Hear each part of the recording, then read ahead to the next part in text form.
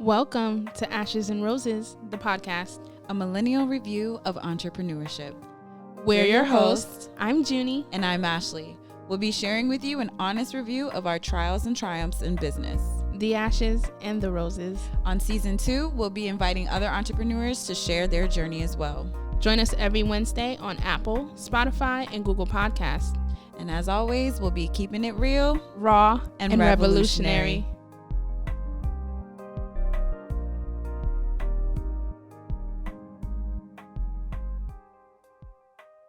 Welcome back to another episode. I am your girl, Junie. And I'm Ashley. And we're back at Ashes and Roses.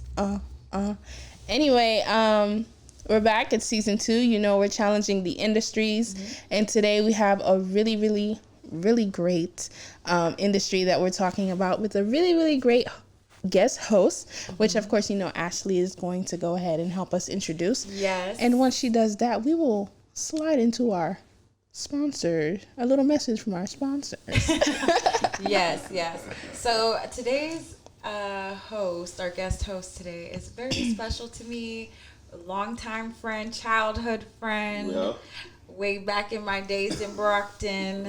Back. You have been one of my biggest supporters, and here you are, came all the way from Brockton to come be on our podcast, so we appreciate you. Yes. Yes, so let's get into your bio. So this is Barbatt Jocelyn. I know him as a different name. I won't air it out here.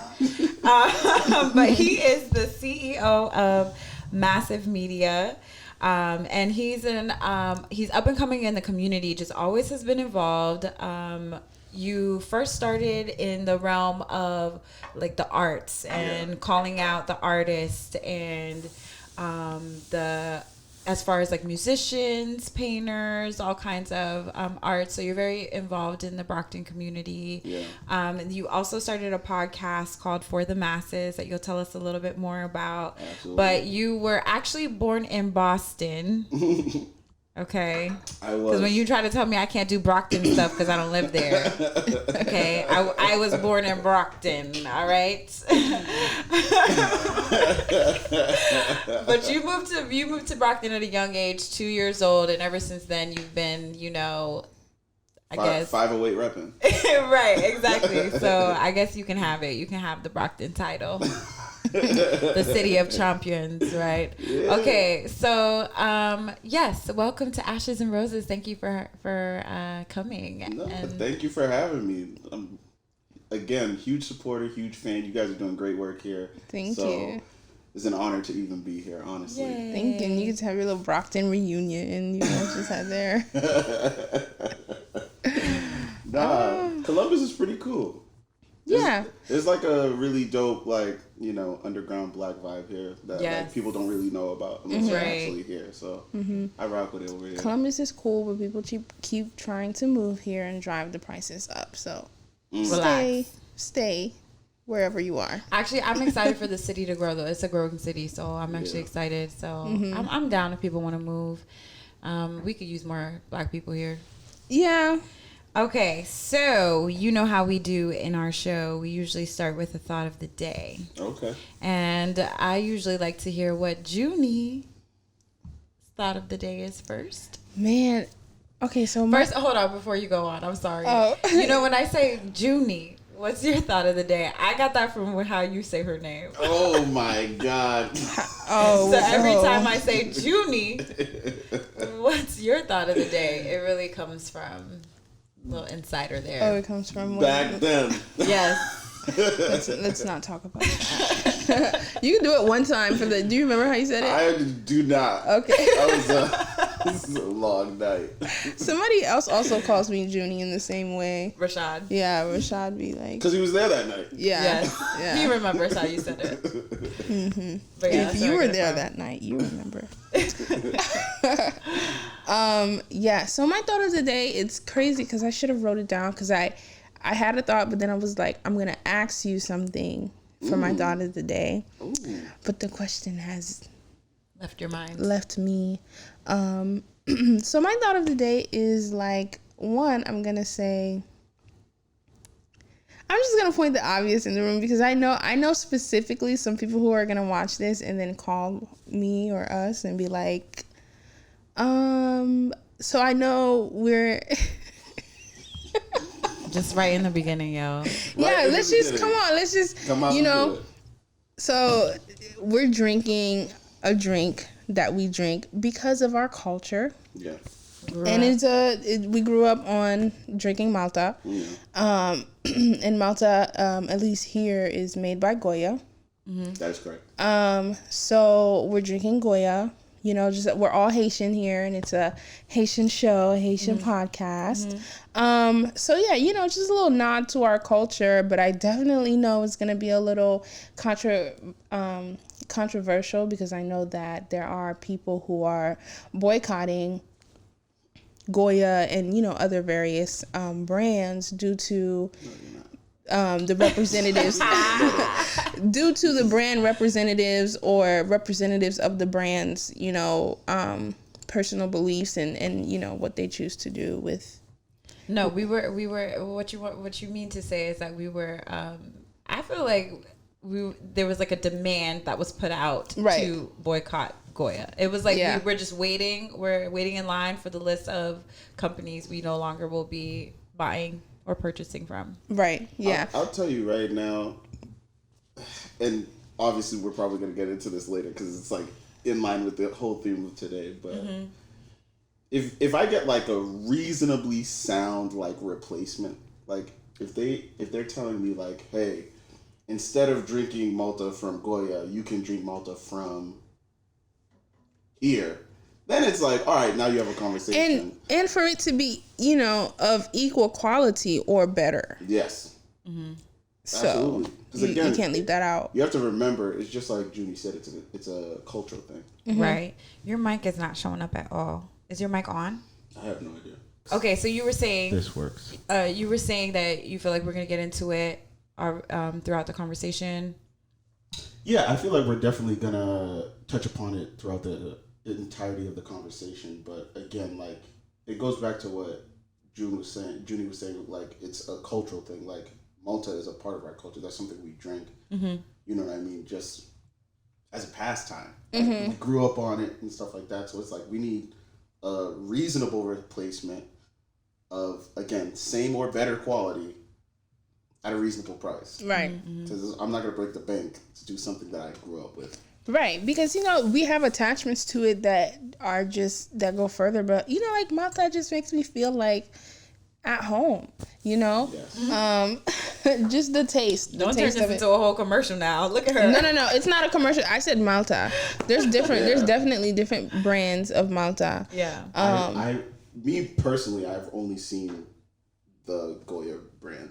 I've never seen another brand. Yeah, because this one's more superior. You just don't pay attention to any other brands. I'm sure someone will point it out to us eventually. Yeah, there are definitely other brands. Cool. So everybody should comment like different brands that are like possibly good replacements. And yeah, I agree. I think that's a really good way to go about it. Like if you see somebody that should, or if you notice like someone's drinking something that we should be boycotting, give me an alternative. Give us an alternative. I'll try it out. Talk to us. Help us be better. But let's, like you said, we're going to go a little bit further into the conversation because the fact that we had to have a whole conversation about the Malta before we started the podcast, like it's just really, do we really want to send this message? Like what's happening? Because it's like, why does me drinking a Malta have to be a political stance? We'll get there.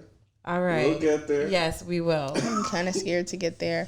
But, yeah, I just wanted to bring that, just to go ahead and throw that out there. And I just want to say, like, honestly, I'm a person who I really don't care what the masses have to say. Mm-hmm. Because I feel like we get into this, I don't feel like, so there are things that serve us globally, right, on a human platform, just being a human. There are just basic needs that you and I share that we need, right?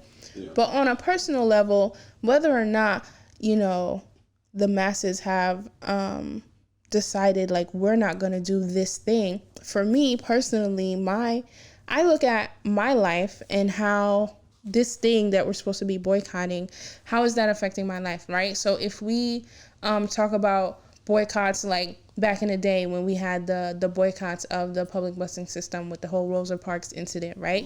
That was something definitely that impacted you and I on a personal level. And it's like, let's change this so that you and I can sit anywhere the hell we want to sit on the bus. You know what I mean? But this being like, okay, somebody is making a choice to politically back a person, you know, different from what it is that they have done with their lives. They're making a choice, and because of this, I am now deciding that makes them know that their product that I've used in my life, that has been useful to me, that serves me, okay, if we want to use this serving word, like how does that person's personal views affect me right here sitting and drinking this beverage? You get what I mean? So that's kind of how I look at things when a new boycott is presented, or we're canceling someone, or we're saying we're not doing this or we're not doing that. I really look at it on a personal level, because personally, you know, and this is something trivial, right? Like a seasoning brand is something that's not that important in the grand scheme of our lives, right? But depending on what it is, and depending on the person, and depending on their life, we don't know what it is. I don't know what you need in your day-to-day life, right? So to come in and be like, okay, well, you know, we all need to be a united front, and to not use this thing is very, for me, it's very crowd and sheep mentality. And for me, I like to analyze the situation, and I'm a shepherd, okay? I'm not just gonna go with it because everybody else is going with it. I'm saying I want to see, how does this affect my life? Is it positive? Is it negative? If I take it away, will it be positive? Will it be negative? If the fact that I'm using it, does that mean that me as an individual, I am then saying that I no longer am who I am, or I no longer believe what I believe? When those things come up to no for me, I'm gonna do what I want.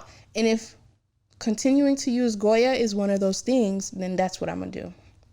So I just wanted to give this disclaimer, and especially on this platform, is that this is a free platform, and as an entrepreneur, I understand that like things aren't always what they seem.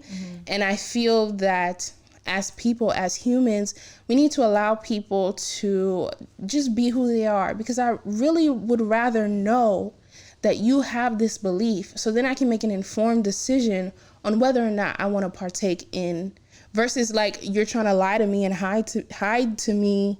That I know this thought is going on and on. But anyway, it's just seasoning. No, it's not just seasoning. It's the thought behind it.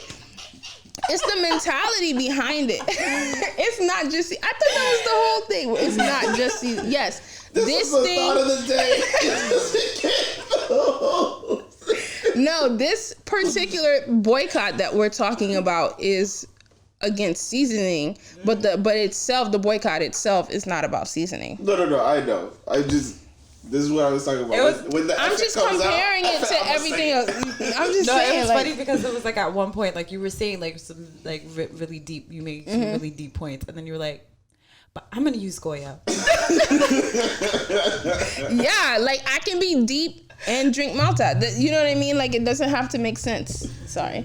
It doesn't have to make sense. So I'm just saying, like, on this platform, I guess overall my thought of the day is that on this platform, people need to understand that the content is me, right? This is my intellectual property. And you are a free thinker. Exactly. I'm a free thinker, and I'm free. I am free in my mind. So nobody, no government, no political party, no movement can come in and dictate what I should believe in that day. So if me believing in what I believe in makes you feel some type of way, then this ain't where you need to be, because I'm here for people who can analyze and see things objectively and have an open dialogue. Exactly. Right. So this is just gonna kind of flow into my thought of the day, even though my thought of the day has nothing to do with seasoning, but it does have to do with tolerating, an opinion that is far different from yours. So I showed you a video. Man, what do I have to call you on the show, Barbatt? You can call. just call me BB for the crowd. BB? Okay, we'll call you BB. Okay. BB for the crowd. All right, so I showed you this video. You've seen the video too. I don't even know if should I mention the name? No, because we don't. No. I mean, do what you want. It's like I said, you do. Okay, if I want to mention the name in the editing, I'll add it in the editing. But pretty much, so we're watching this video. It's content creator who's up and coming. You can kind of, I kind of just been watching for maybe the last month. I don't know what's going on with YouTube and its analytics, but like I've seen a lot of people come up in the last couple months. Well, I guess with everybody being home, it makes sense. But anyway, so this particular content was titled. It was entitled Black Men's Worst Enemy is the Black Woman. And I was like automatically triggered because I was like, wait a minute, no. Not that my automatic response is like thinking about all the Black men that I love and what I'm willing to do for those Black men. And so my first response was like, whoa, like this is problematic for the community, for the Black community. So pretty much, I want to know what you guys' thoughts are on that video. I want to discuss it a little bit as part of my thought of the day. I have a question. Well, not necessarily the video, but just the idea of the content of the channel in general. I have two questions. Yeah. So number one, do you feel like the content that he's pushing out is toxic? Yes. To his audience. Do I think it's toxic? To his audience. I think that he has a positive message that he does send out to his audience, because in his he also, from the video that you saw, you may have not seen like his other messages, because he pushes like financial literacy, he pushes accountability, awesome. He pushes responsibility as an adult. And he pushes for like he mentioned in that particular video, finding joy outside of the typical things that they say men look for joy in. So i.e. like women and, drugs and parties and, all these toxic, things. He kind of steers them away from that. But at the same time, it's like shaming. There's a lot of shaming of women happening, but I understand that it is he holds a different perspective than I do. So what do? Do we not tolerate a different opinion or perspective? Like, because she just mentioned, hey, I'm my free person. This is how I think. This is what I believe. And I want you to accept me in that way. And if you don't, move along. So with this person having this whole different view, do we accept it? What do we? I mean, as a human, I accept it, right? As a content creator, because that's what we are now. I accept it because the internet is free, right? Yes. You can do whatever. I mean, if you're making money, make your money, Black man. But as an individual and just with what I believe, right? Because like I have my beliefs, and people have their rights to disagree with me. Or to think that what I'm saying is just ridiculous. So with that in mind, I think that, yes, the channel has positive resources, right? But I think it's laced in... Good word. I think it's laced. In order to get through those, you have to go through. It's like laced in toxicity, right? Because I feel like we're Black, right? Yeah. I'm a Black woman. You're a Black man, and we don't need to talk. We don't need to reiterate what challenges we have in this country, because we're already aware, right? And I feel like, as a people, I don't feel like it's to our benefit to fight amongst ourselves. I think that the greater enemy that we all share, men or women, when you're Black, I think the greater enemy has been successful in dividing and conquering us, so much so that they don't even need to do it anymore. We do it ourselves. So you, as a Black man who came out of a Black vagina, who may or may not produce Black offspring, I think is very detrimental to come on, the YouTube and to say certain things, because I feel like it just furthers the agenda of the enemy. And in furthering the agenda of the enemy, we place ourselves even further in the back. So all of these marches and these protests and the respect us and protect us. Like, if you don't protect us, why the hell is the white man gonna come and protect us? If we don't protect you, why the hell is the white man gonna come and protect you, right? If you, let's say you and I are married and we're cussing each other out and we're doing whatever, if Ashley's on the outside coming in, like, there's no respect that she's gonna have for this union, because amongst ourselves we're already in discord. So I think that's something that we need to be cognizant of as content creators and as people of color. Like, in this time, I keep saying this, but we're in a fight, we're in a war, and we're in a battle. So we need to be thinking about, how the hell do we win this fight? And one way that I can guarantee you that we're not going to win is by fighting each other and fighting ourselves. Mm-hmm. So that's how I feel about that. Did you realize that we were like in a war, the genders, like, as far as, I do think that there's a gender war between men and women just in general in this country. But as far as black women and men, did you know that we were in a gender war? Because it's news to me. I think I kind of learned this in the last maybe last year or two. Oh, sorry. I just want to be clear that the war that I'm speaking of is not a gender war. It's just blacks. It's civil war. So I'm not talking about the gender war. Yeah, but I mean gender war. No, I just wanted to clarify that. So I will say, yes, I've always known.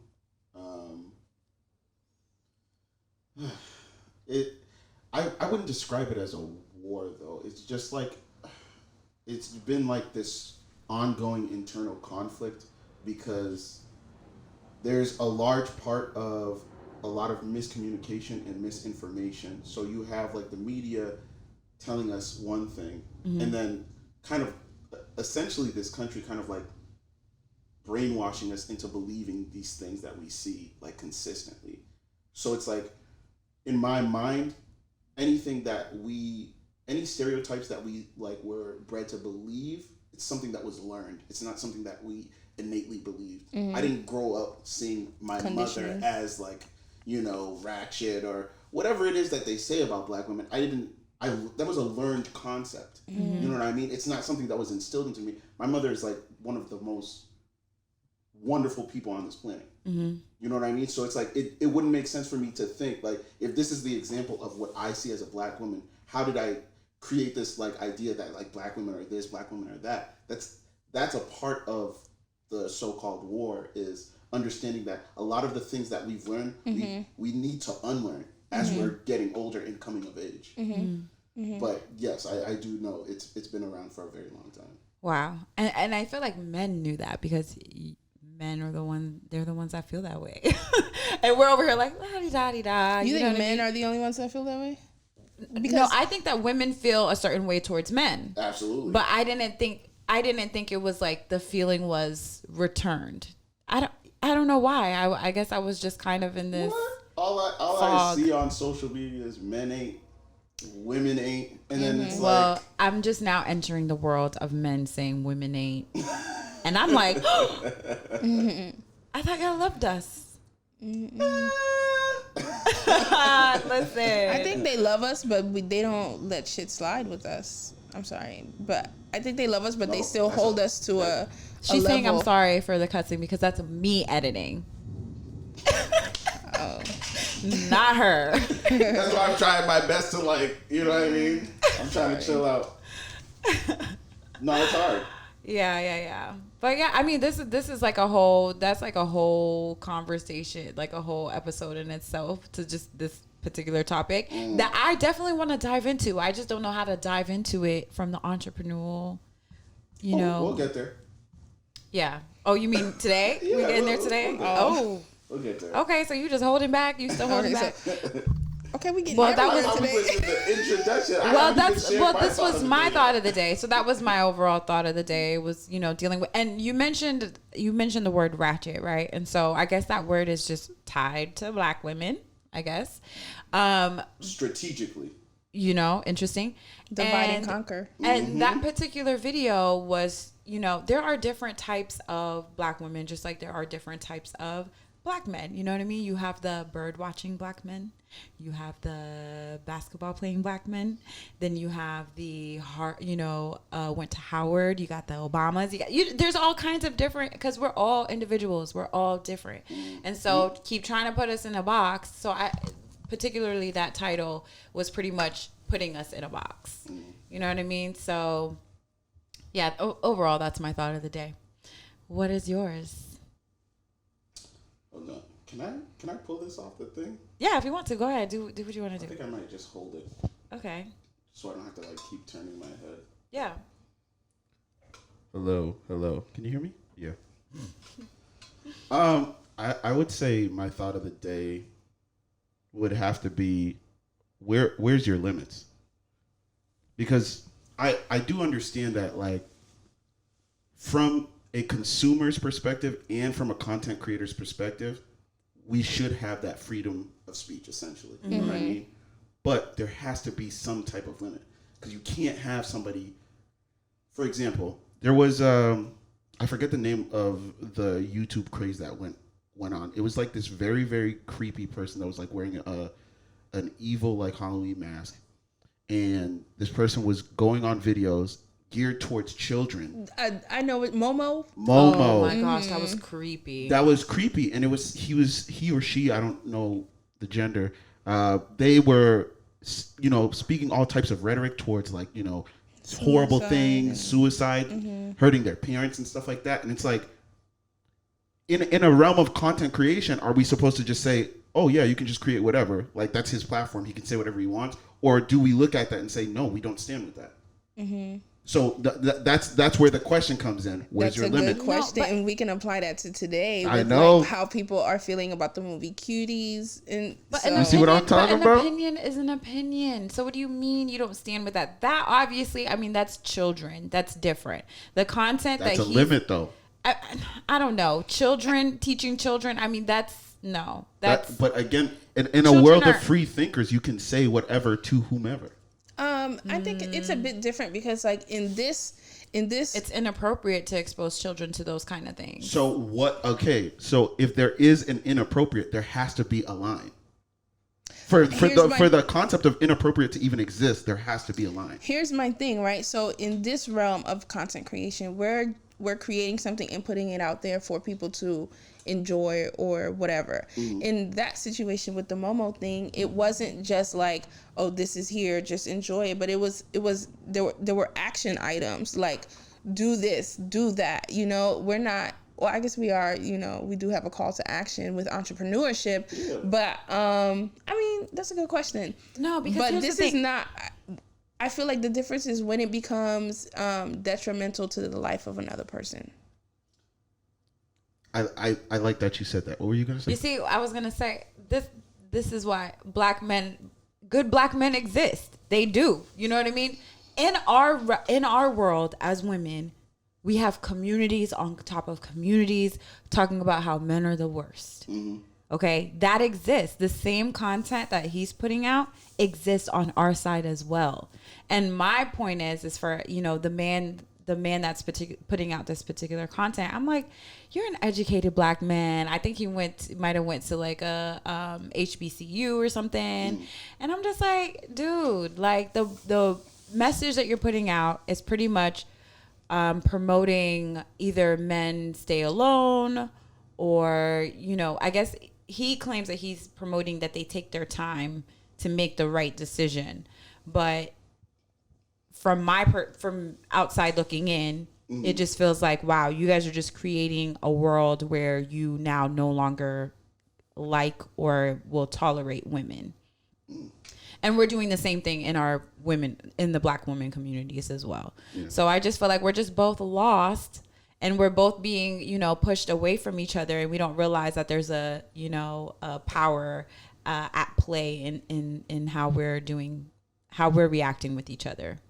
So my question is, do you think that's something that should be observed and corrected, or do you think you should just let it? I think that it could be corrected, but if we're singing the songs that's saying that women ain't, this is what they are. These songs have been out in hip hop, but now that women are singing the same songs about men, it's this, now it's it's just like we're both doing it back and forth. So it's something that we've made popular.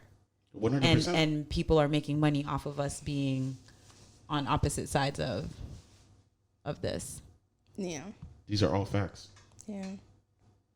What are your things? I feel like you got something ruminating. No, Right. I make it a point not to really, because I feel like so conversations like this when it comes to like relationships amongst like black men and women, just like I try not to, because for me personally, I've adopted my views on a relationship really just depends on whoever it really matters only to the person I'm in a relationship with. So I've made it a point to just not really speak on that especially like publicly, because I feel like it's not I feel like overall we should communion as individuals together. I feel like we need each other. I feel like especially black people, I feel like our power is in the family, the nuclear family. I feel like we need to go back towards that, right? So we need a family. We need a mother and a father, a partner and a partner, whatever you want to call it, in the household, rearing children. I believe that. Whatever At least it in looks this society, like, in this society, society, right? Whatever it looks like for your household.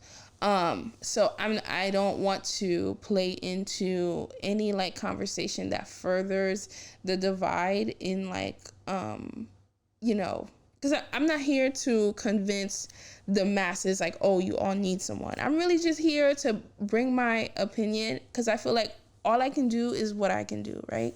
So whatever I do in my little life, hopefully it creates a ripple effect. And I feel like, especially things like relationships, there's so much hurt and pain on an individual level and on a general level. I don't feel like as a community we're really ready to have that conversation, because I don't feel like women are ready to take accountability for what we've done, right? I don't feel like women are really ready to talk about how, like the feminist movement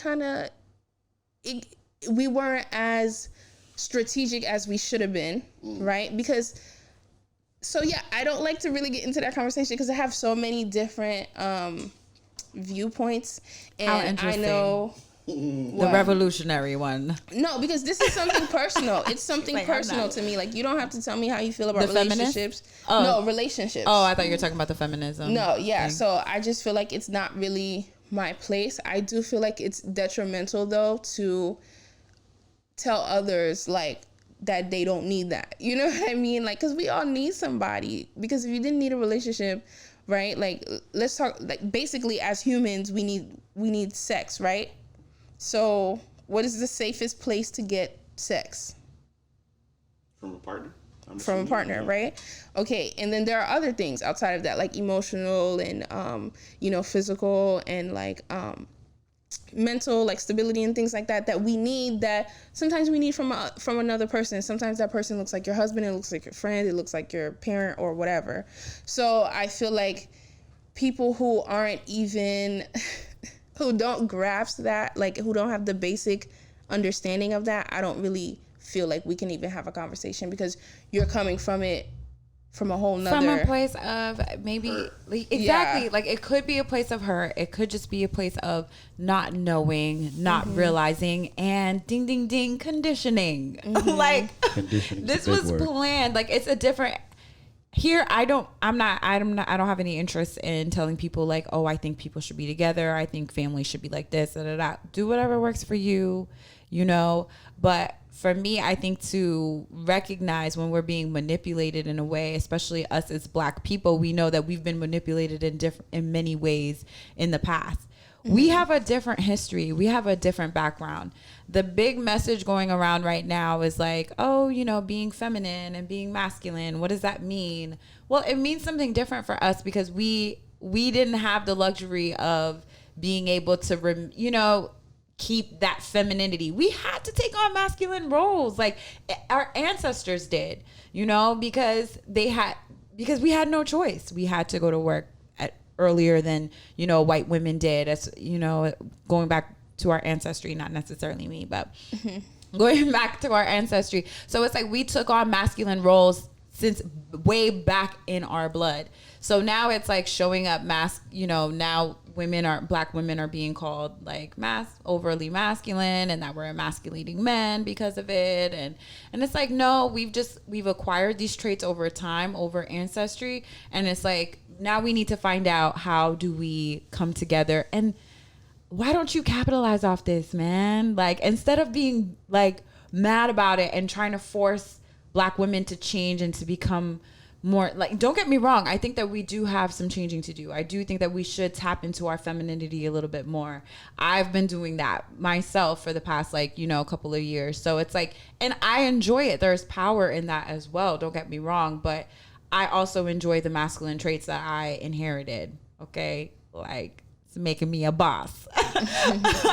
So and so I just feel like men and women, we're different now. We don't fit into those masculine, feminine traits, especially black men and women. We're just different. And I feel like because we're different, when we come together, we're powerful. So the fact that we're more educated, we're financially smarter, we're not reliant on help or knowledge from the white man as much as we used to be.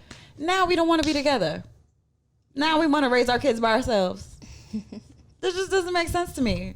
It's like, we literally have the I can't even say it. I don't even know if I can even say it. I was going to say the Huxtable situation happening in black society. Yikes. But I know it's yikes, whatever. But we know that's what we looked up to growing up. Okay, yeah. We had the lawyer and the doctor raising the kids that some went to college. You know what I mean? Like, and that was the idea in our mind. And now we have women who are lawyers who can't find husbands, and we have men who are doctors who don't want wives. And I just think that's really interesting in what our black community is going through right now.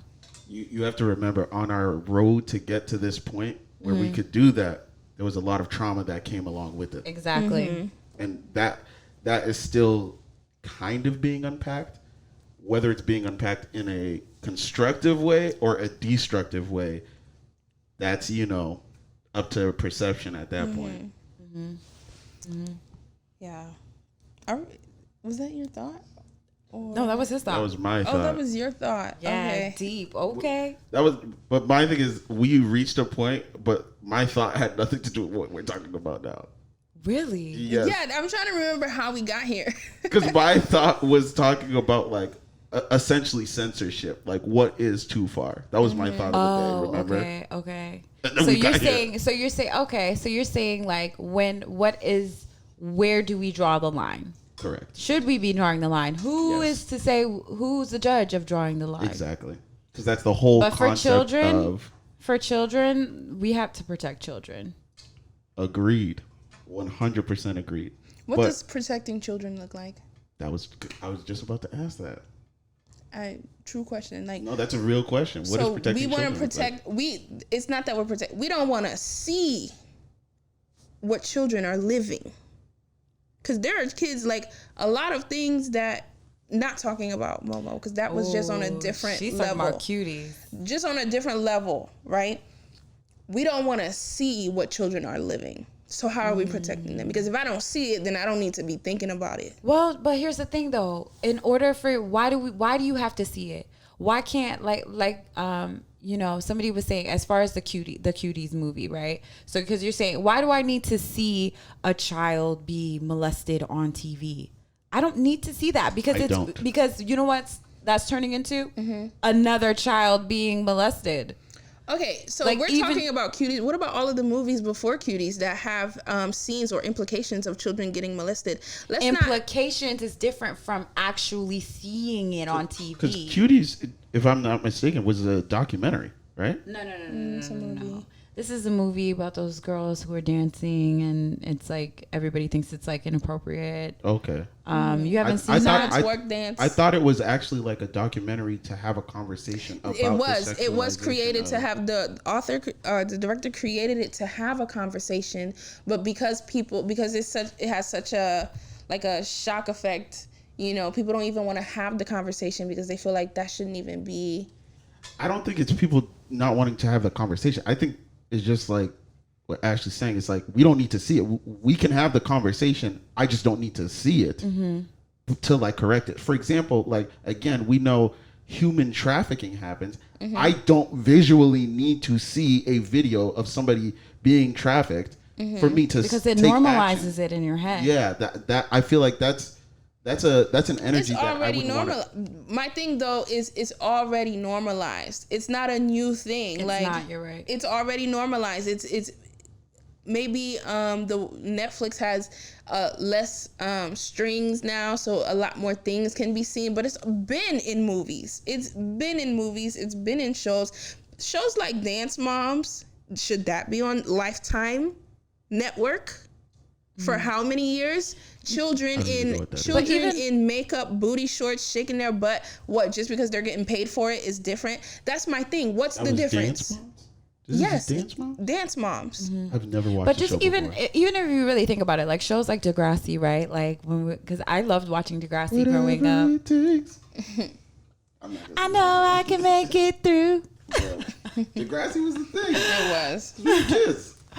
Yeah. So, but at the same time, it's like they were doing a lot of adult like things, you know, but that really does happen. I mean, when I was in middle school, I had a lot of friends doing adult activity. Right. But, and then there's like, even, I think I was watching like a scary movie and this girl, she was supposed to be a high school student.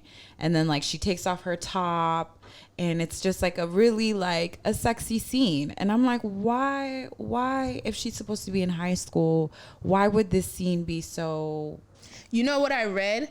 Let me tell you what I read. Let me break it down. So in America, a lot of hit shows are like high school characters, right? So shows like Riverdale, what's that one football show? All American, things like that. Like it's all based high school. They're high schoolers pretty much doing adult things, right? Yeah. The reason why American production companies, where we let them get away with it, is because these are adult actors.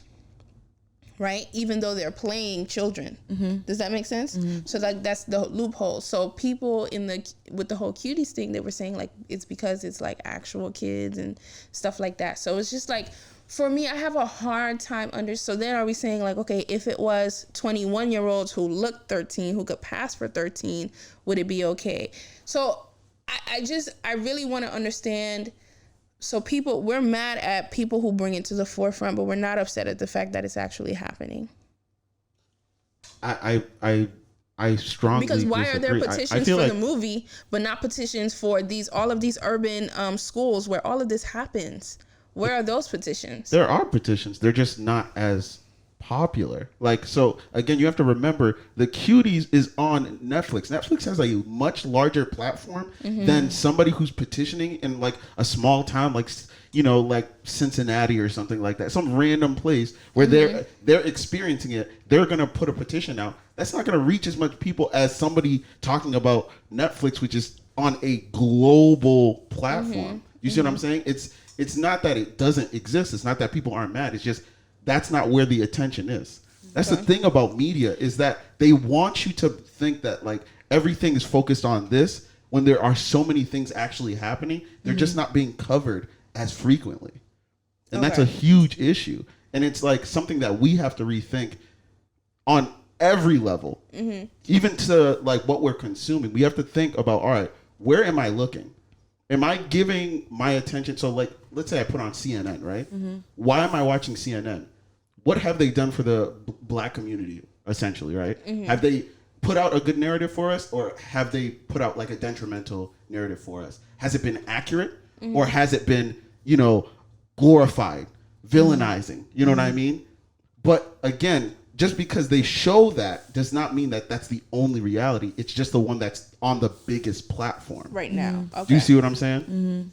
That's all I wanted to say. You look like you wanted to say something. I was going to say something as far as like the dancing goes, right? Once again, that can be cultural too, as far as like if that's appropriate or inappropriate. For some cultures, very true. For some cultures, shaking your bottom, shaking your butt is not that big of a deal. Like that's actually something that's, you know, representative of you coming into your womanhood, or it actually represents something completely different in different tribes, you know what I mean? Or in different parts of the country, in the world.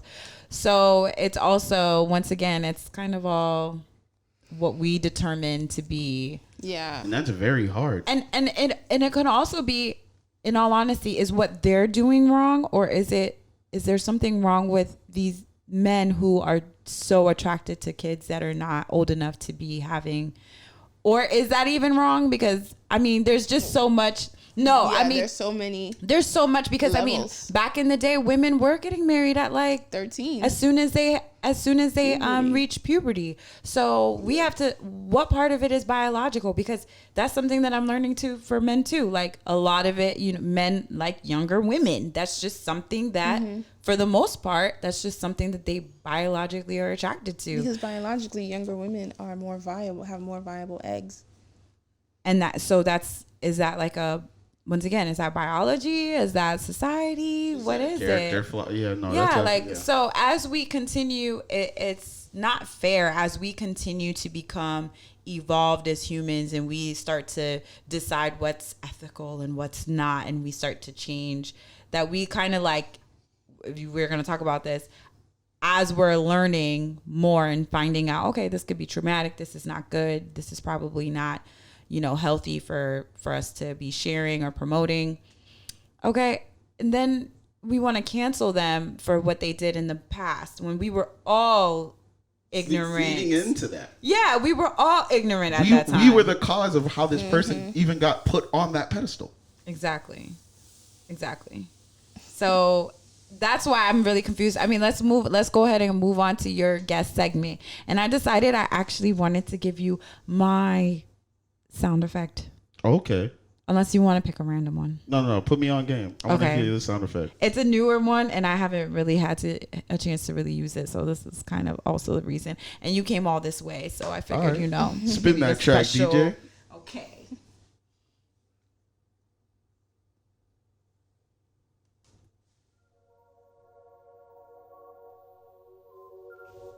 Welcome to our guest host segment with Barbatt Jocelyn. This is smooth. Massive Media. Oh. Move massive. Oh, wow. Hey, you see? Okay. You can have that. I thought we was about to spit. Like, I thought we was about to go you in the better be. cipher. It's That's about crazy. time. You got to spit some knowledge now. Right. So it's your segment. This is where you tell us all about you, where we can find your massive moves, and, you know, any projects that you have going on that you can share with us and our audience. Oh, cool. I guess, again, I'll start off. Again, my name is BB for the sake of the video. I'm with Massive Media. I'm the CEO of Massive Media LLC. Massive Media LLC is a multimedia company based in Barbatt, Massachusetts. Shout out to the 5. We delve in all types of like media. So that means like video, photography, podcast, graphic design, like you name it. Like we do it. And I have a dope team back out there. Not all of them are actually in Brockton. We're actually kind of spread out. But where can you find us? You can find us on all social media platforms at, you know, Massive Media Goals LLC. You can really just find us anywhere. Like anywhere, just you'll see it. Like always look for the Angry Yeti. He said, Google me. Once you see the Angry Yeti, you know it's us. This is actually a hoodie I designed. Nice. Oh, wow. This is the first hoodie I ever designed for the company. So Okay. again, we do everything. And as you mentioned earlier, I've always been community engaged. So using media to kind of like marry the two, where it's like media and like, you know, community engagement. It just, I don't know how it fit, but it fit. It worked. You know what I mean? Because essentially, Massive Media started off as 3 guys in an attic doing a podcast called For the Masses, right? And it was just me and my friend Matei. We were just, you know, talking our stuff about just nonsense, like whether it be basketball or, you know, what's our favorite cereal or favorite cartoon characters. You know what I mean? We were just shooting it, and it was fun. But then we had, you know, other people hit us up and was like, hey, can you record for us too? And we were like, sure, why not? Then it just became bigger and bigger and bigger. And then now we just have like a plethora of clients, some really, really dope clients, some amazing, amazing acts out there. We record podcasts for other people. We've done music videos for a lot of local artists. Okay. We've designed like products for, you know, companies out in like different states. It's been a crazy, crazy ride. Experience. We didn't even know that was the direction it was going to head, and it just like we just adapted to it. And that's essentially what my version of entrepreneurship is. It's just being adaptable. You know what? Yeah. Now that I think about it, I really expected you to go into the nonprofit realm. Yeah, I've been doing nonprofit for a very long time. Very, very long time. So did the entrepreneurship just, I mean, are you still doing nonprofit? I definitely still do a lot of nonprofit work. I still do a lot of work that's community engaged. For example, I'm actually I'm putting together a rap cipher, so I'm going to be taking, hopefully we can get like 9 solid like rappers from the local areas, whether it be like from Brockton, Randolph, Boston, wherever, but we want to get them together and have them speak on what it is that's going on from their lens, but on the same beat. Their words, their expression, no filter, just speak on what you see Happening as you see here in America. Here in America. Yeah. Today. Like what does that mean from your lens? I think that's going to be something that we should be documenting is people's perspectives and them expressing it in their own way. Like even this platform here, this is your expression in your ideas coming to life. And I love that. And I always like giving a space for that for my community. So that's something I definitely, and you know, people are going to be fed. So if you're in the 5 at the time, we're going to feed you. It's going to be a really fun event. Obviously we got to make it social distance. It's going to be outdoors. We got to make sure we do that before it gets too cold. But So what's the 5? The 5? 508. The 508. Oh, okay. That's something we coined. I swear we made this up like either last year or this year. Yeah, I was about to say that must be new because I feel out of the loop. But I assumed it was 508. Yeah, it was really dope too because one of my clients, he actually owns a rap battle league. He created his own rap battle league for Brockton, and it's like actually gaining a lot of traction. He's had some really big names, like Chilla Jones was out there in the last battle, but he calls his league King of the 5. You know what I mean? It just became a thing, and now like people are running with it, and now like there are brands coming out. Like there's a clothing brand, the 5. So you really trying to make it a thing on this show? Like it is a thing. You know, the people that don't know about Brockton know that it's the 5. Okay, you ever hear the 5? That's ours. We started it first. But no, I've definitely still do the community engagement, but I'm still working on like projects for Massive Media specific. You know what I mean? So just recently we're actually working on a project with a local artist. Her name is June Marie, and she's a fantastic singer, absolutely beautiful voice. And what we want to do is, now that people can't go to concerts anymore, which is something that, you know, I did a lot of like events for, which is like getting like artists recognized. Now we're going to create like a virtual kind of concert experience with like live music, and it's gonna be really dope. We're working on I'm telling you, it's gonna be beautiful. Nice. But we're starting with her, but it's gonna go out to everybody, and it's a segment that I'm working with another artist. Her name's Nikki Monovelli. Shout out to her. It's called The Wave, and that's essentially what it is, because we're gonna create the wave for you in your own home. That's the idea. So that's just some of the things that we're working on. But again, we're doing everything. Okay. We're doing everything. We're still doing photo shoots with like random like photographers. We love working with like different photographers and different artists and different models and fashion designers, and then bringing them together and then creating like a vibe. You know what I mean? And that's really what we're all about, is like bringing people together, because realistically speaking, I could move a little bit by myself, but if I really want to move massive, I got to move with everybody. Hey, wow. Okay. All right. That was played a little. Oh yeah. That's definitely. I didn't know that was coming. Okay. Moving massive. Moving massive. Okay, so I actually you prompted me to ask you to be on this podcast because I think that one day you were doing like a community service project. Yep. I caught you. I just randomly called the man and he's just like, "Oh, I'm painting a mural." Just out in the community on Saturday. I mean, that's amazing though. That's awesome. Yeah. And I said, "Oh, are you gonna have news cover?" Or I think you said something about coverage or something, and I was like, "Oh, you called the news to cover what you're doing?" No. And you were like, "I am the news. We are the news." So automatically, I was like, "Oh, that's a fire thing to say," because you mentioned CNN earlier about like being represented in the news and things like that, and how we're represented. And is that a reason why, or is this like part of a reason why you continue to do what you do with Massive Media, is to show a different perspective, show a different side, show our side of the story from our own lens? Absolutely. Because we should have been celebrated, especially in this country. This country was like built off our backs. Like we should be celebrated consistently. And that's what I aim to do, is like celebrate our people as much as humanly possible. And that was something that meant a lot to me, especially like in light of like recent events that's been happening this year. Like, granted, it's been happening all our lives, but this year was like, it meant something a little bit more. You know what I mean? Because we were stuck in the house. We were faced, with things that we had to like face, within ourselves. We were stuck and we had to heal in our own way. Hopefully you did. If you didn't, I wish you. There's still time. There's still time. Apparently, we're still quarantining. They waiting for the election, and then they're gonna let us go. They're gonna let us free.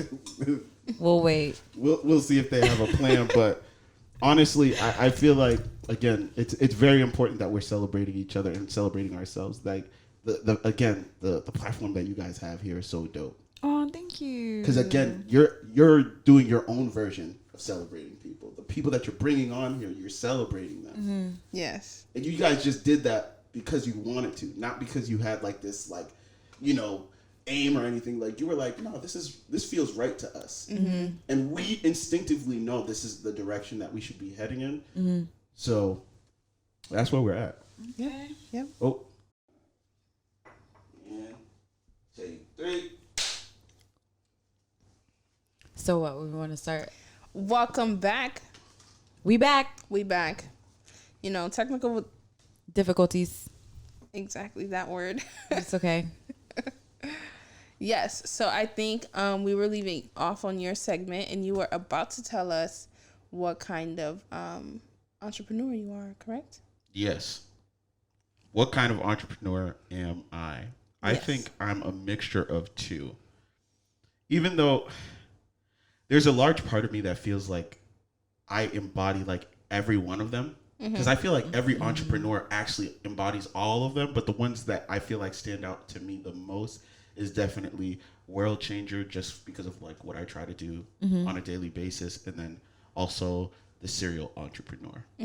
Because I feel like I'm just adaptable. Like I said before, I'm very adaptable. And I like to like do as much as I can humanly possible, even though I have no energy or time for it, but I do what I can. But I genuinely think that all entrepreneurs share like a trait of like all 6. Yeah, I do. I think so too. I think, there are just categories that we relate more to and identify, because within entrepreneurship, you have to innovate, right? If you really stay on your job, like, you might end up changing the world with your product or your service. Yeah. You know what I mean? And jack of all trades, like, you wear a lot of hats when you're running your own business, so you do have to learn a lot of different things. I can definitely see. I agree with what you're saying. So yeah. Yeah. As far as because I have a couple of questions for you. Here we go. So for Massive Media, right? So I was thinking to myself the other day, I was like, you know what? Like, Junie and I starting a business, it starts there, right? You start your general overall like business.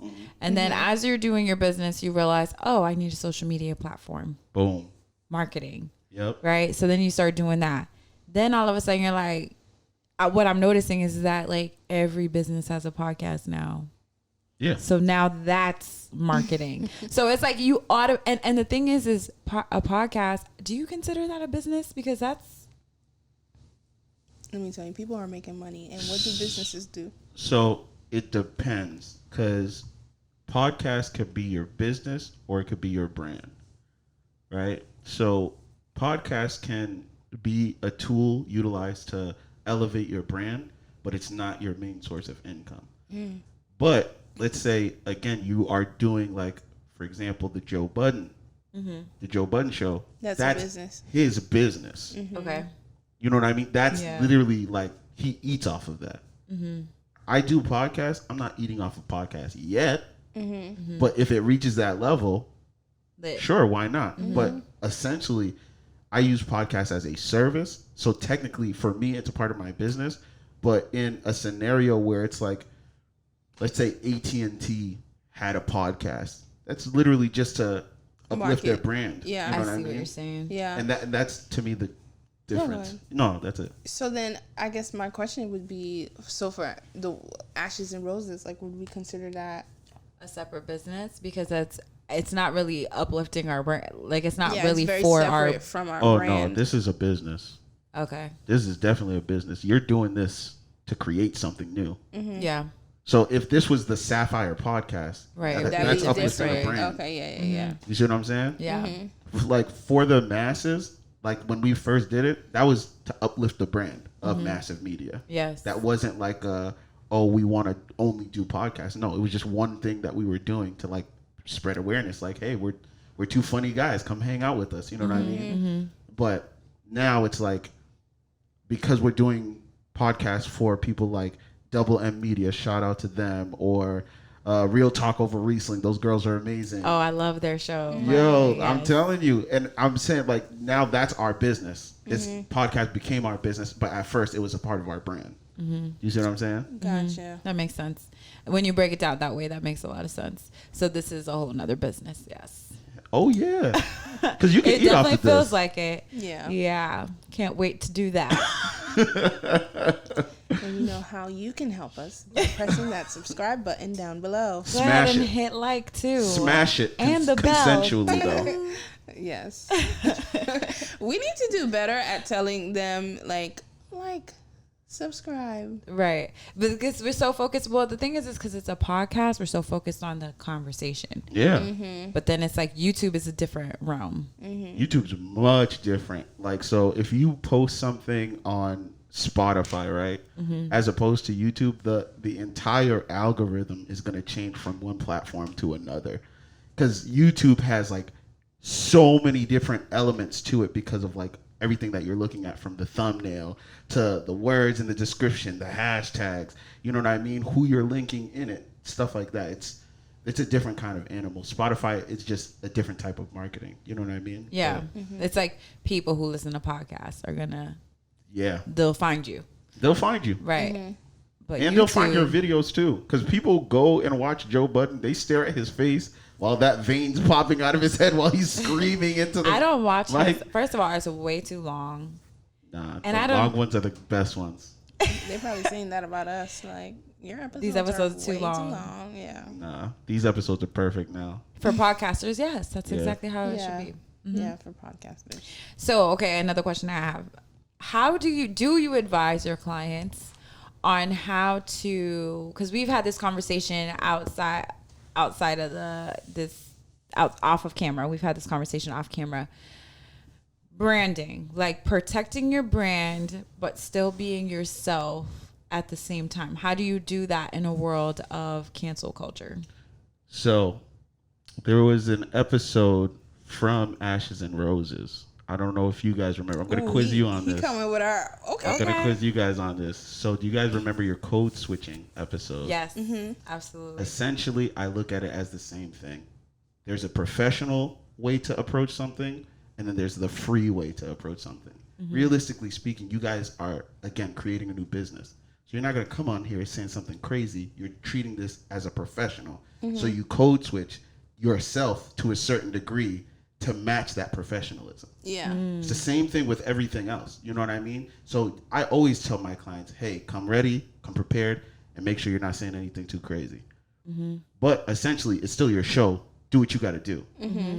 But you do have to protect your brand to a certain degree because people aren't going to rock with you. You're now going to be hurting yourself and shooting yourself in the foot in certain environments. So it's like there has to be some level of code switching because essentially part of this is performative. What we're doing right now, even though it's a conversation, there's lights, there's cameras, there's a part of it that's performative. You see what I'm saying? Right. And There's makeup. We had this conversation too because we were watching. You watch Abba and Preach. Abba and Preach, guys. The guys. If you're not hip, get hip. They're hilarious. They're hilarious. Hi, Abba and Preach, if you're watching. Not yet. Probably not yet. But I don't know. But no. So there was a conversation. I guess like he was talking about how he would go on dates after becoming YouTube famous, and like people felt like they knew him. Yeah. And we were talking, and I was like, you know what? And that's the problem is like people want to come off as authentic and real and themselves, but then when you don't separate that brand from the individual, people really be thinking they know you and how you think and how you think about everything. But to recognize, like, at the end of the day, these content creators, yeah, they're just a brand and they're just putting on a hat like they do at any other job they go to. Right. That's why I always tell people, like, even if you look at social media, I always tell people, don't take social media too seriously. Yeah. Don't try and, like, perceive who I am as a person off a 10-second Snapchat video. Right. You know what I mean? Like you are not going to get the full picture of who I am in 24 hours in a day from a 10-second Snapchat video. But people will make that assumption based off of what they see. And it's a gift and a curse. But it's something that you said earlier, like you gotta monetize off of it. Yeah. Use it to your advantage. Exactly. That's the important part. It's like, so if you know this is the climate, this is the environment, use it to your advantage. But also don't shoot yourself in the foot while you're doing that. But that's my thoughts on it. Again, what are some examples of shooting yourself in your foot? So for me, for example, I'll just speak from like experience on like when I was doing a podcast. I knew me and Matei knew like very early on, we were like, we're never going to talk about politics. Okay. We knew we were like, we're never going to talk about politics on our show. We knew because we were like, there's too much controversy in any given direction. Obviously, like we're going to say things that we stand, by when it was necessary and stuff like that. And again, you can Google search like the stuff I've done and you see like where I stand politically, realistically speaking. It's not a real secret, but we knew on our platform, on our show, we were not gonna post it on our show. We were gonna save that for other content. So for example, Massive Media, for the masses, we've never talked about politics. But on our page, we've actually been at protests, taken pictures of protests, and then posted those pictures of protests. You know what I mean? Yeah. So people know that the company... Yeah, you're just with your actions. You're speaking with your actions. Exactly. We are speaking through actions. We're not here to like showboat. We're not here to try and gain any clout from like protesting. We're actually trying to like spread awareness and actually take action. You know what I mean? And we've taken action in a lot of different ways, whether it be like creating petitions or whatever, organizing our own protests. Sure, but essentially we wanted to take action first and foremost. I have a question. Another question. Keep going. So These are great. you said politics. You said that you guys didn't want to talk about politics. Do you think that politics should be, because I remember a day where you weren't supposed to talk about politics at work. So like what, you're not supposed to talk about it at work, but your company is able to represent a political party. That is correct. That I just don't understand, like, why do you feel like that's something that should even exist right now? Like, because even now in this extremely corrupt in this climate, right? So Junie and I, so we own a business. We don't take care, our residents are not, our residents are of all different colors and from all different places, right? Yeah. And I don't want to take a political stance with them. Does that make sense? No, 100%. And you shouldn't have to. I just want to take care of my residents. You know what I mean? I don't want to have to put up a sign that says Black Lives Matter. Like, not that I believe Black Lives Matter. And you take but action to it yourself. Right. You don't have to do this. extra stuff. You know what I Like mean? our brand doesn't have like Sapphire Does our brand doesn't have to go to say something? Do we have to do like? Because But- me, I feel like So, and this is where it is, right? Your brand doesn't have to, but understand that you are your brand. So any action that you take, so because you've protested, technically speaking. But do I have to protest when I hire Black people? You know what I mean? Like I take care of residents who are Black. Like I am a Black life. Like do I really have to? Do you have to protest for me to? That's not for anybody to decide. That's something you have to like decide within yourself. Mm-hmm. Like one thing that I always ask myself like every day is like, have I done enough? Am I doing enough? Can I do more? Granted, like again, as an entrepreneur, like your plate is full. It's stacked. Mm-hmm. So that's a hard question to ask when it's like, damn, like I feel like I don't even have like a second in the day, but still I want to service, my people. I want to give back in some way, shape, or form. And it may not be a protest. It may not be anything. It could be literally you could do like a food drive where it's like you're just giving food to like, less fortunate people. You know what I mean? I've even helped with situations like that. We actually just recently did an event, shout out to Coach Bree, where we gave away free books, school like supplies, bags full of school supplies, like diapers, food, to literally just for free. Just gave it to the kids. Mm-hmm. And it was like a back to school thing. And then we had like a bunch of like barbers come in and give the kids like free haircuts. We had hairdressers. But that's you doing it from your heart. But when big companies are doing it, and it's performative. It is performative. And then I also do feel like there is, I don't know if it was Black Twitter or there was this call to, hey, you better say something. You better, if you don't say Black Lives Matter, that means you don't stand with us. Your silence is, complacency. Yeah. So I feel like that's more for allies as opposed to like people who live in it. Because I feel like naturally, if you're I'm just gonna speak to the standard Black person. If you're a standard Black person, it's gonna come out naturally. What's gonna come out?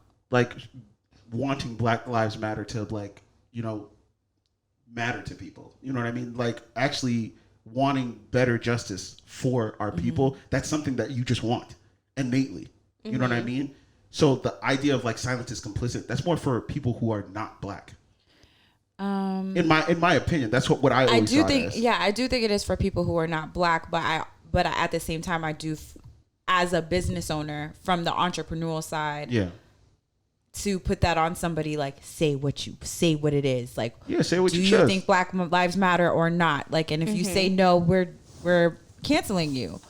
So my question is, does you being an entrepreneur now suddenly not make you a person?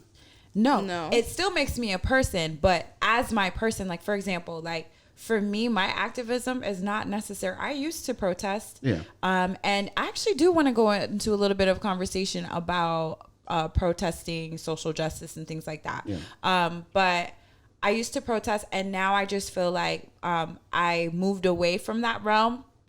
I just naturally moved away from it. And I feel like my protest now is being an entrepreneur, is hiring people, is, you know what I mean? If that's your battle, that's your battle. Exactly. So I feel like everybody has their own battle. Yeah. And so just because my battle doesn't look exactly like yours doesn't mean that I'm not on the same team as you or I'm not an ally. So even those that are, even the people who are white, they may not necessarily want to just throw a sign that says Black Lives Matter on the front of their business, I mean, because at the end of the day, that's how they eat. But that implies an issue in and of itself. The fact that like they would be scared that like, oh, I'll lose something if I say Black Lives Matter, that's a problem in and of itself. It's a problem that if we switched it, you take out the Black Lives Matter, right? Because at this point, I feel like Black Lives Matter is like becoming a political party, low-key, right? No, seriously. So, if you switched it out and was just like, oh, if I put a Trump or Biden poster Yeah, like one of those political post-its Yeah. in the front lawn and stuff like that. Yeah. Are they then thinking, okay, well, all the Trump people won't come here, or the Biden people will no longer They do come that here? for that specific reason. Like when somebody stands with like a political party, they doing that to let other people know, like, this is where I stand. But to me, it's like, why don't we tolerate people with different ideas, like, and different feelings and thoughts, and like. I feel like to a certain degree we tolerate it innately, but again, like we can only tolerate so much. So, for example, technically speaking, like for the longest time, like when I first registered to vote, I registered as a Democratic. I have friends that are Republican. You see what I'm saying? Like it's not that I hate them. Like, granted, the media will make it seem like left hates the right, and they can never. You know what I mean? It's just. Bro, it's just different political views. I remember having a conversation with a friend of mine who I used to work with back when I was like during the workforce, the 9 to 5 days. But I remember having a conversation with him because he was a white male. You know what I mean? And he was saying like, "Oh, I would vote for this Republican because they're going to help me as a white male in this country." And I was like, that makes sense. You know what I mean? And whoever I was voting for, Yang Gang, like Yang Gang, whoever I was voting for made the most sense to me. Yes. But understanding that we both like live in different like kind of like upbringings, different environments. That's a personal choice for each individual voter. This is the perfect time to segue in there. Go out and vote. I'm just gonna throw that in there for me. Vote. Go out and vote. VOTE. Yay. But don't just vote now. Vote all the time. Yeah. Vote to get the right people in the right places all the time. Also, I'm just going to throw it in there. Run, please. Because we need some options. We need us in there. There's a lot of like just old generation like boomers that are running this country. But that's my thing. This is how it is set up, and we're not going to get into politics because we know it's not a safe place to be on internet. It's not a safe place to be on the internet talking about politics. But I just had something come into my head. This is crazy. I don't even know if I should say it, but like, have you ever thought about? He said the boomers are pretty much control the government, right? Of course. And the boomers pretty much, a lot of them have dementia.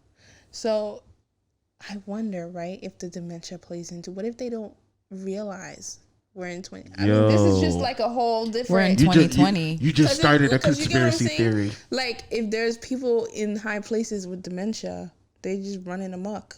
Like they're just functional with their dementia. Yeah, exactly. Some people are. I mean, that's what people are claiming for. That's what people are saying about Biden.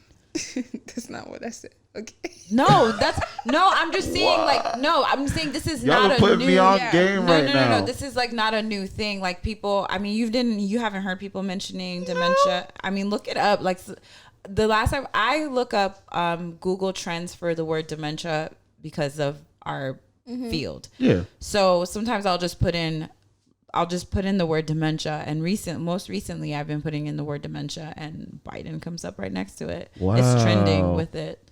Yeah. Because I mean, it could easily be something we're talking about. It could easily be. I mean, it's a very common disease in that age range. Right. So if I have dementia and I'm thinking this is 1960s, what kind of laws am I gonna make? Whoa. But that's just 1960 laws.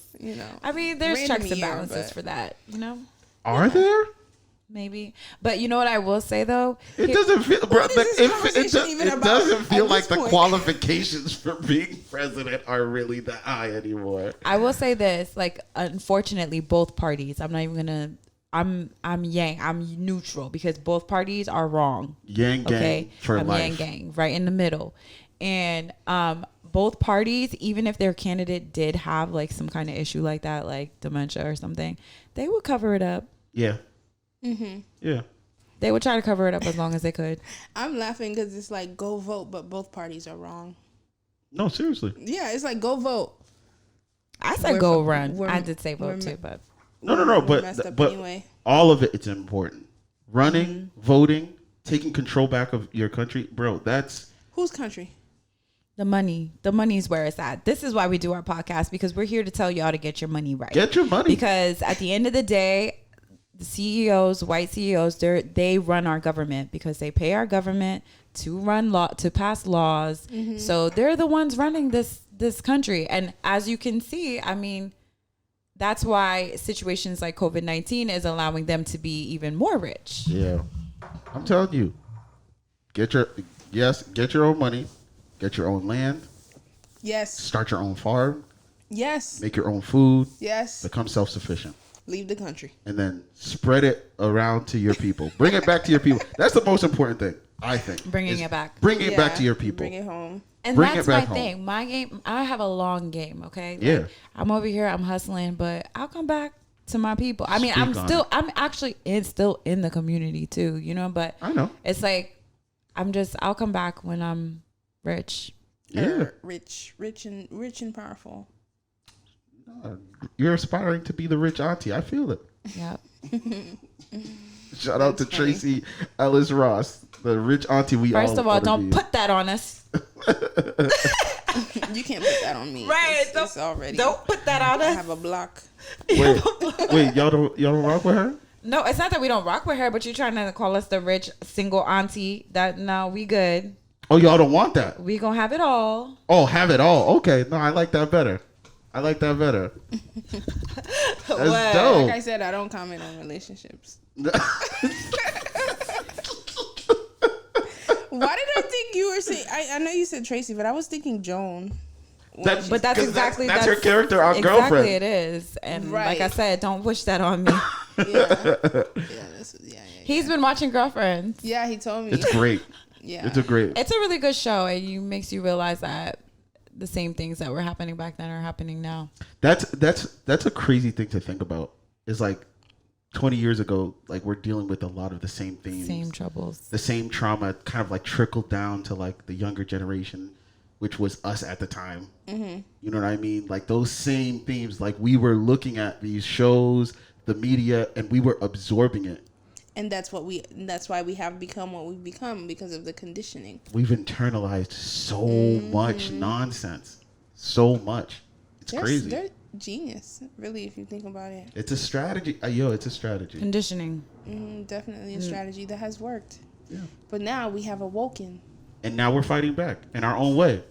You with this, celebrating Black people in your own way.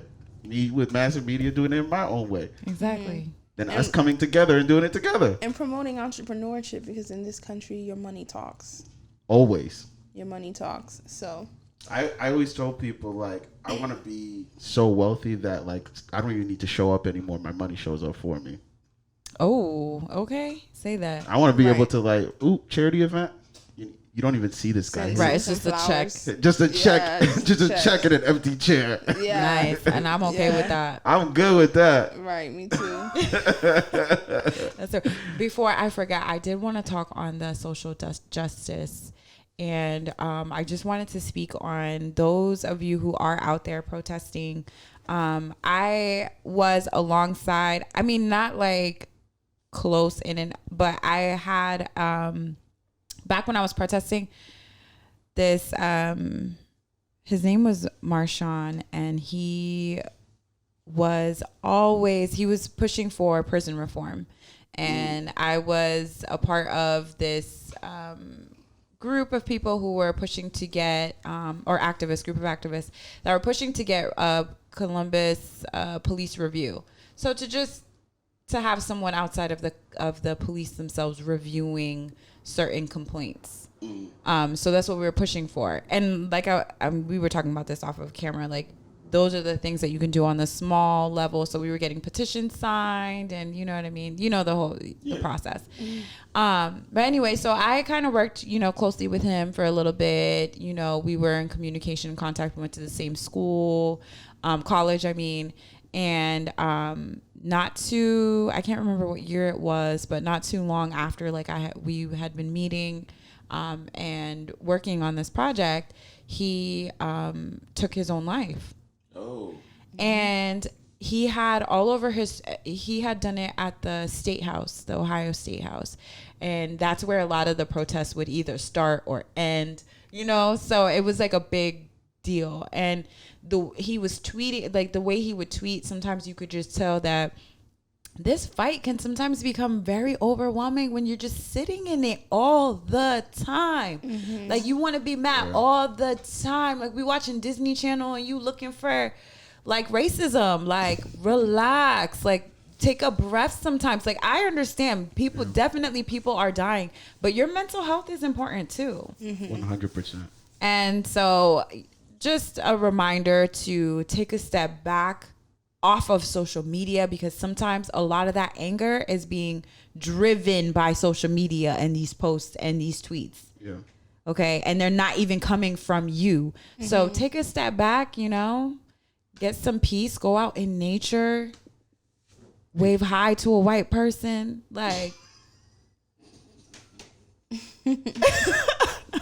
some of them wave back. Like seriously. Others will just be careful. Huh? Right. Others will lock their doors. Right, exactly. Others will lock their doors. And it will be No, on a serious note, just make sure you're taking care of yourselves.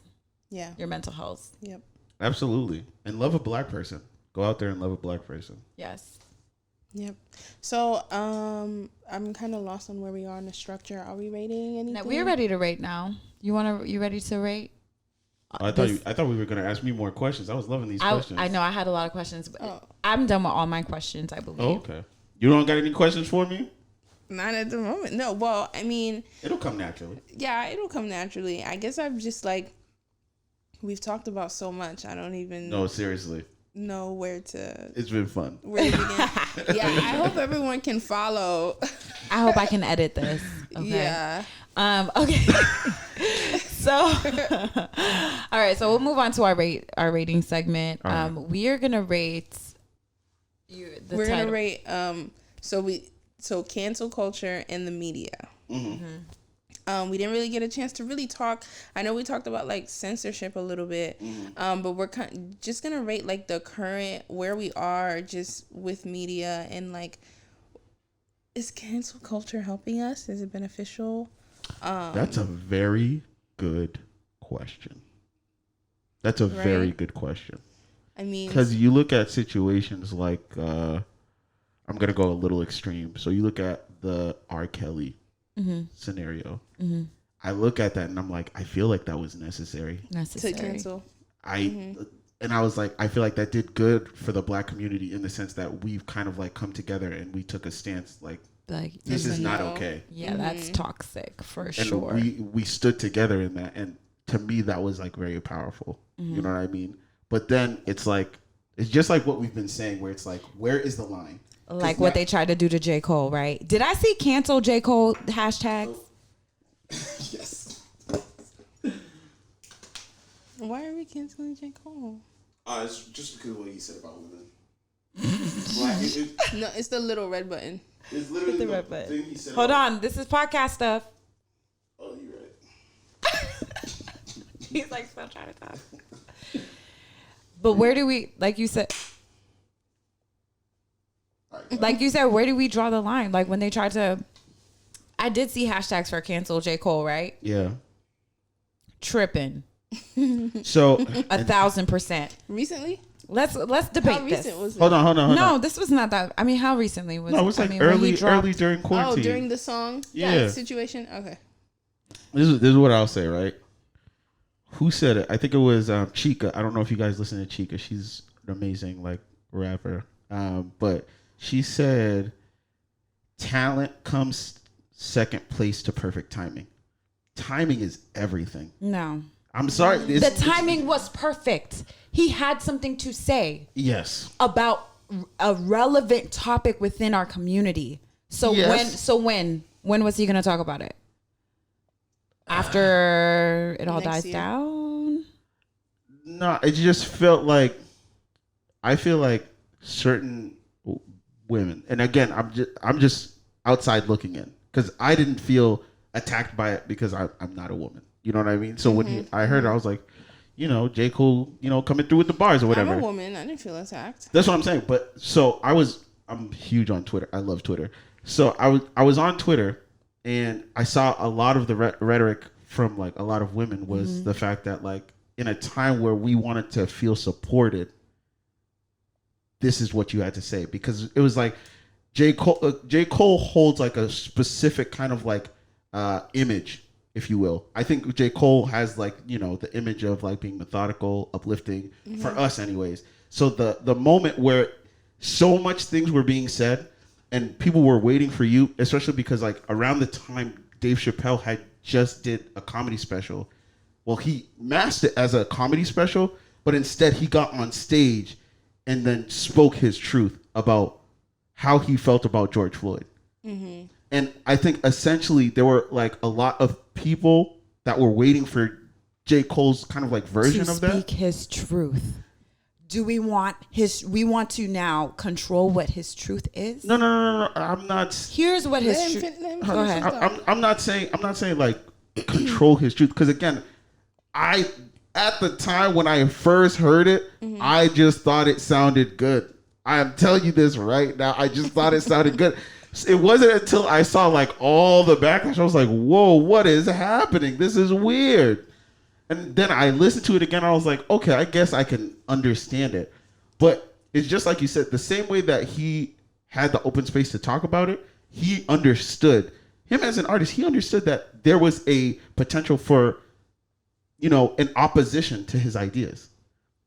That comes with artistry. It's meant to be a conversation, of course. Even in the lyrics, he's asking for a conversation. He's literally just critiquing the way she went about it, right? Exactly. Yeah. That's all that she's doing, and it is a conversation for us to have, because he's saying, "Hey, listen," because it's not just her; it's Black women. Like that is a man critiquing a Black woman, and then what do? We wanted to cancel him instead of hearing him out and hearing what he has to say. Yeah. We dismiss what he's feeling. So you think that's one of the cases where it goes point of too view far? Because we want to be supported in our time. Of course, listen, Black women, because Malcolm X said it, we are the least protected or most the least protected. So there will never be a time that it's okay for you to critique a Black woman. There will never be a time. I try it. There's never a good timing. There's never good timing. And what happens is we're not able to be critiqued. So therefore we definitely don't critique ourselves, because we always the first thing, we're queens, where everything is positive. And don't get me wrong, I think that we need that. Absolutely. You know, we need that within ourselves, but we're not perfect. And sometimes there is a better way for you to send out a message. And I felt like he respectfully, in his song, I literally read, if you read the lyric, the problem is everybody jumps to conclusions.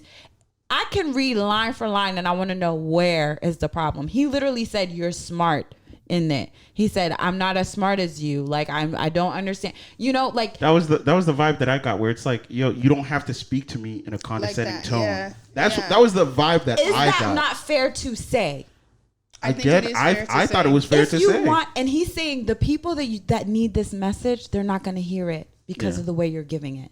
Absolutely. You're giving it in a way that makes me feel stupid, that makes me feel low, that makes me feel like I'm not doing good enough. Mm-hmm. And I'm going to shut that out. And when is a better time for you to have a conversation about something like that? When Black people need to hear your message. He's saying they need to hear your message. Just give it in a different way. So, in my opinion, what could have been a better way, granted, again, what he did in my eyes is, again, he's an artist. I expect him to just make music. But there was this one instance where he had like a little beef with, I think his name was like Lil Pump. Mm-hmm. He's like one of those new colored hair artists. From his 1985 song. Yeah, so they had like that little spout. Mm-hmm. He actually invited him to have an open dialogue conversation about it. It was like televised and everything. Like there's a video, you can watch it on YouTube. But he actually sat down with Lil Pump, and then he was like, "Oh, I actually like got to know you, and like you're actually not what people say you are. Like you're actually a smart kid. Like you know, I liked having these conversations."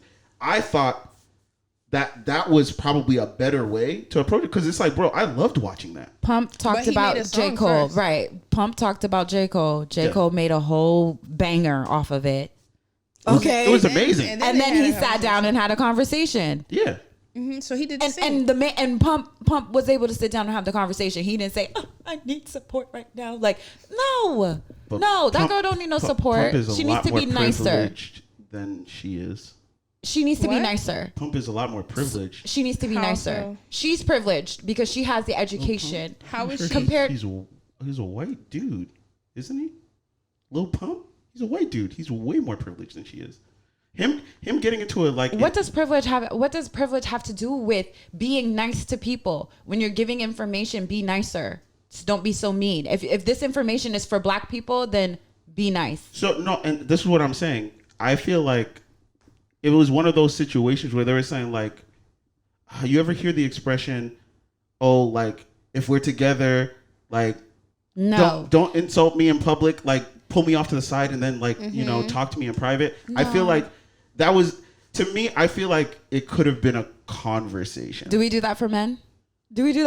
Black women? Do we pull them to the side and then, or do we just drag them when it's time to be dragged? I'm not gonna talk down on he didn't even. No, but it's just but it's not. See, why is it talking down? They're not gonna get me today. Right, we trying to trap him. We putting him in a trap. Get him canceled. No. Yo, not gonna get me But today. I think even what you're saying right now speaks to Ashley's overall point. Just the fact that I feel like women, right? There's this whole, you don't want to get in trouble, right? You don't want women coming for you to say that you said XYZ on this show. But it's just like, it's not that you're downplaying or bashing one specific person. We're just saying like, hey, in this situation, this human did something that, another human felt like they wanted to point out and say, hey, maybe you could have did this differently. And this is what I'm saying. But at the end of the day, I think both of their goals were the same. I feel like, again, there's a lot that is involved with it. There's a lot of trauma that comes into just the dynamic of a black man to a black woman. There's literally a whole history. We know the trauma. Exactly. On both ends. We both know the trauma. That's why I'm saying, like, if I acknowledge that, I have to be a little sensitive or more thoughtful in my approach when dealing or even speaking on something that I disagree with within the culture. I just feel like it would help. I appreciate your caution. I just feel like it would help. It would be wiser to take a path where I know if I say it this way, if I just adjust it a little bit, just say it a little nicer, it can open up a larger conversation that could not only educate her, but she could possibly educate me, because black women have a lot to, teach me.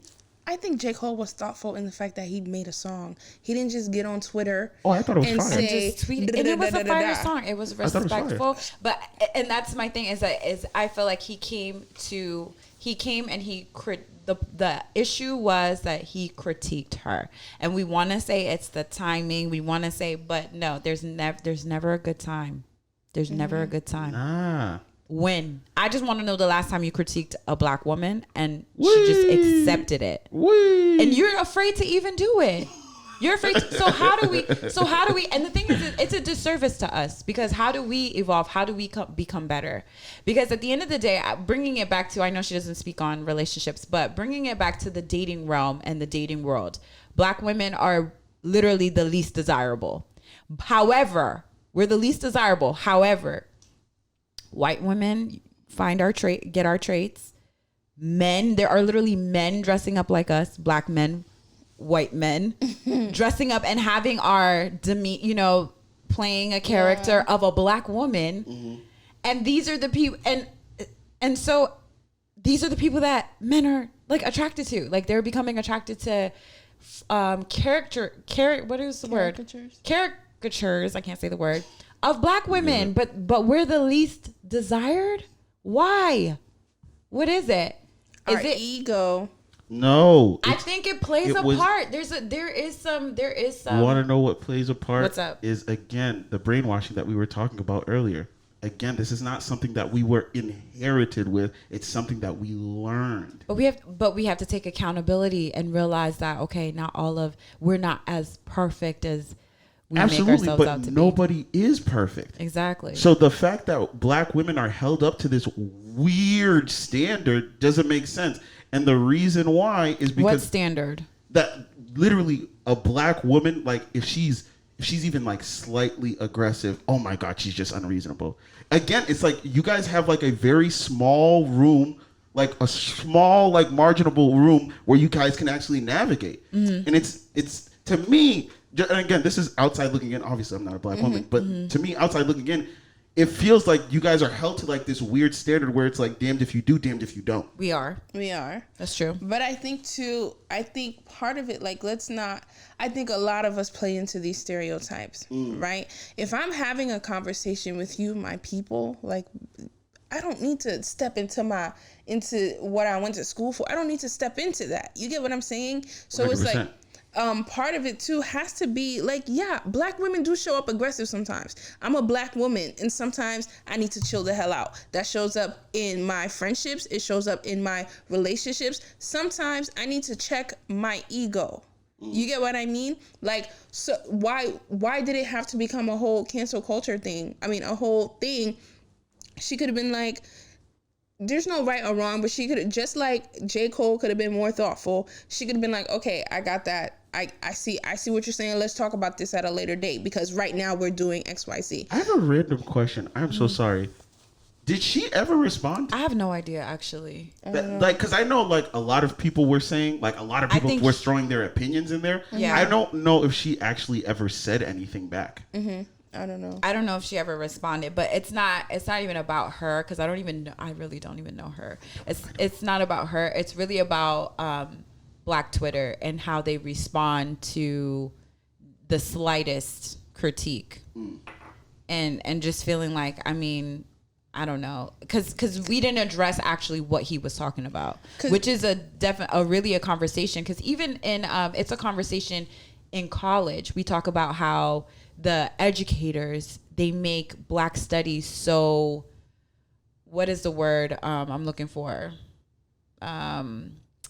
It's like they make Black studies this thing where it's like you have to be up here to reach it, or you have to be educated. So like you have to be, yes, like, you know what I mean? Like, no, it's for the educated, you know what I mean? Yeah. And that's not right either. That's not approachable for the people who need the information. Facts. You're using these big old words, and the people who need the information don't have those words. Okay. So who are you really serving? What are you just serving? You're preaching to the choir. Yeah. And you feel like, I mean, what is that doing for people when you're preaching to the people who already know the information? Oh, the word. See, this is why I don't, because I just... So rating. Listen. So we're go ahead. I'm like, well, one, just to finish on the J. Cole thing, like, I feel like it was it was disadvantageous to him, because it's like, if we were conscious, if we're fans of J. Cole, because we've all loved J. Cole. When has J. Cole been problematic, right? If we would have looked at his body, they'll find problematic. Looked at his body of work. Tweet from like 2012. Yeah, okay. But when we look at his body of work, it's never been from a place of like malice. It's never been from a place, at least in my interpretation of his work. Yeah. It's never been in a place where I'm here to put down the Black woman. I've never gotten those vibes from that. You know what I mean? Yeah. And it's like the first time he has a song, he's literally had songs about some of the struggles that women have, you know, back when he was underground and stuff. So I feel like, you know, he makes one song on his opinion. Like when he did that song on, about Kanye, False Prophets, right? That came during a time where Kanye was running around talking about some stuff, you know what I mean? Like he has not gone out of, because you talked about timing, but J. Cole dropped it during the time that it was happening. You know, he's not gonna come around like 6 months later, like, hey, you remember what you said 6 months ago? But like, this is now how I that feel women don't need protection, when don't Black women need protection? And I feel like about that, right? Here's my thing, right? We always want to who do we want to be, right? Do we want to be protected when we want to be protected, or do we want to be like, we don't need you? Like, who do we want to be? Because it's just like you can't ask for protection and then be like, we don't need you at the same time, right? So it's like, if we don't need them, if when they open their mouths, we're going to say something, then how can we then turn around and ask them to protect us when we don't do a great job of, like, black women? I'm going to just... Ooh. I just want to interject. I just want to interject just by saying I feel like I don't want to say necessarily it's like something that can't happen. I think it just has to come correct. That's my theory. At the very least, my theory is just come correct. So how did he come in correctly? I'm not saying he came in correctly. I was about to say, do you want me to read the lyrics? That's what the consensus was that they were saying, and they all read the lyrics? I was just trying to look from their lens. All right, what were they saying? They didn't read all the lyrics. Probably not. Probably not. But again, like I just didn't see what they were saying because at the time I was like, when I first heard it, I was like, oh, this is heat. I don't know who he's talking about, but yo, this is fire or whatever. Then I saw the consensus and I was like, damn, was I listening to the same song? Because I'm not, there has to be some level of hubris for me to be like, all right, I love J. Cole, whatever, that's cool, but I can't just let that blind me from seeing another perspective. That's the only reason why I even like entertained looking back at it from a different lens is because it's like, I don't ever want to be in that position where it's like a black woman saying like, hey, this made me uncomfortable. And I'm ignoring it because I'm like, nah, but J. Cole's the homie. That's not fair. You know what I mean? And that, at the very least, I just wanted to respect him by at least like doing some type of investigation. Of course. And that's really what it is. And what I gathered from it is like, they were like, yo, come correct. Just come correct. I felt like there was nothing wrong with the way he came. No, I absolutely. think the problem is like, you know, that initial response of, well, I guess the black Twitter community, but that initial response when you get checked, you know, when somebody tells you like how it is, and then it's like a nasty feeling, and then the first person who responds is your ego. To that, right? Perfect example is the Beehive. Whoo! Don't say anything bad about that. I'm not talking about. We're just passing by. Hi, bye. Hi, Beyonce's the best. I see some scary stuff, bro. Scary. But and that's the thing. Like, I always want to remember like these people who are like celebrities, bro. They're just people. You know what I mean? Like, if you look at, I really had to like rethink a lot of things because again, like I think J. Cole's dope. He makes great music, whatever. But I really had to rethink like, do I really want to keep on like feeding into his platform when I could be feeding into the platform of like somebody who's around me that's trying to make it? Right, like local artists. Like local art, like, and you have to like rethink that. Like all that energy that you're putting into him, you could be putting into a local, and then they could become that big thing. You know what I mean? But I also the other problem that we have is that why are we putting margins around people's art? Like, this is their opportunity to say, this is my point of view about something. Oh, absolutely. But now it's like we limit, like you said, are there limitations? What art can we put out? What are we allowed to say? So when you say like, oh, if you're disrespecting, you know, black women, I'm not going to stand by that. But at the same time, some of the music, if I'm coming from a place of hurt and anger and I'm talking about my music and I'm putting it into my music, it's going to come off as like, yeah, I'm bitter, I'm mad, I'm angry, I'm saying some things that are hurtful. But at the end of the day, that's my art. And when that music comes out about women, it's an uproar. But when it's music about men, which right now, I mean, wouldn't you say black men need to be protected right now too? I think we'll be fine. But no, I mean, I'm just talking about in this climate of racial war, this racial climate that we're in. Absolutely. Black men need to be protected. Black women, black lives need to be protected, right? Yeah. So if black men need to be protected as well, then all that music that's talking about that they suck and they're the worst and all these negative things that we're putting out in that music, then let's call that out too. So, and I feel like this is like a very important thing. Like, this is really coming full circle to what we've been talking about. It's like that line. Because we put like two ends of the spectrum, right? We talked about people wanting to cancel J. Cole, and we were like, that's not even like really. That's extreme. That's extreme. Extreme, yeah. And then we talked about like R. Kelly, where we were like, no. That's necessary. 100%, we're all on board. Somewhere in between, there has to be some type of line. Because essentially, like,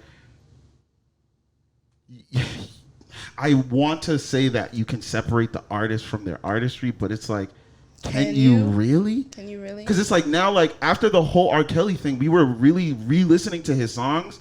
My mind's telling me no, but my body's telling me yes. Like we were re-listening to his songs. Like, damn, what was I listening to?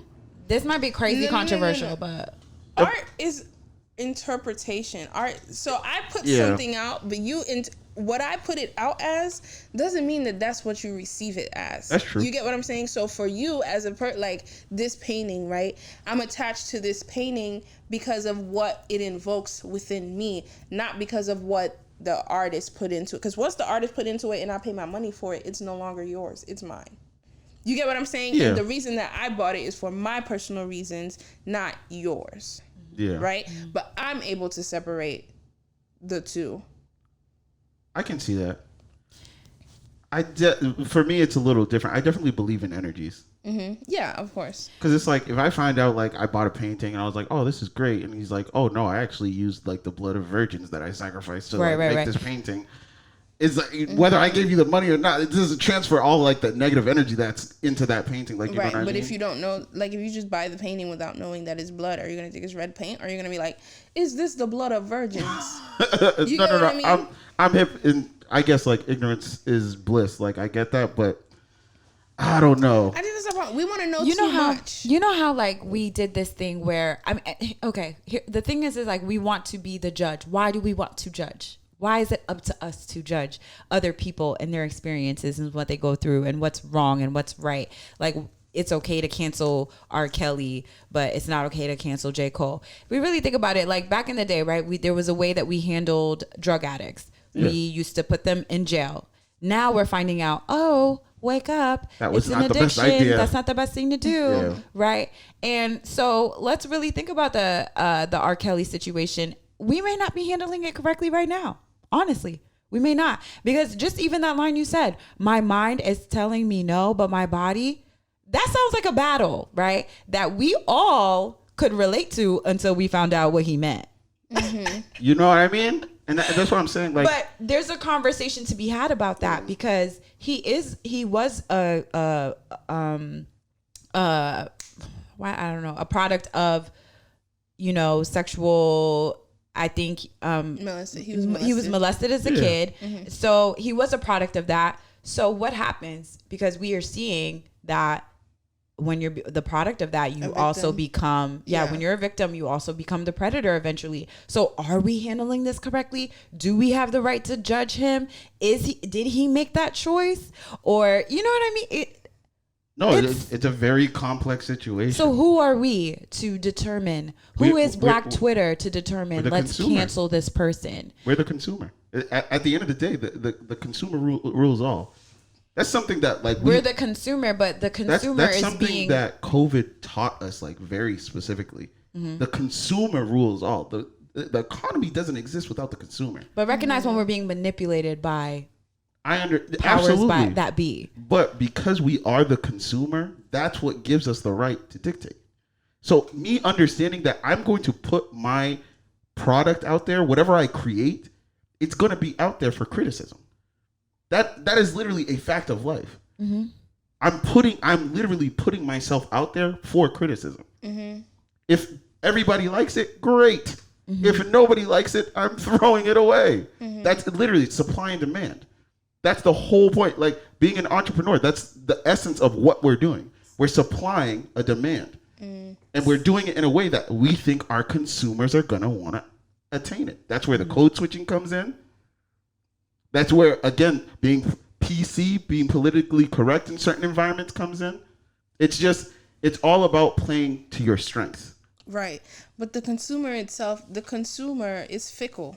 Right? Of course. The consumer is fickle, because I think, to the point of earlier when we were talking about, we're all cool, to Ashley's point of, like, judging, right? So in a situation like R. Kelly's, maybe it's a little harder to separate him from the work that we're consuming or whatever. But, like, in a situation where you have a company or an organization that has a product or a service, and their CEO, which may be the face of something, but we don't know how far removed they are from the product in real life, right? So because of the CEO does something that we then judge.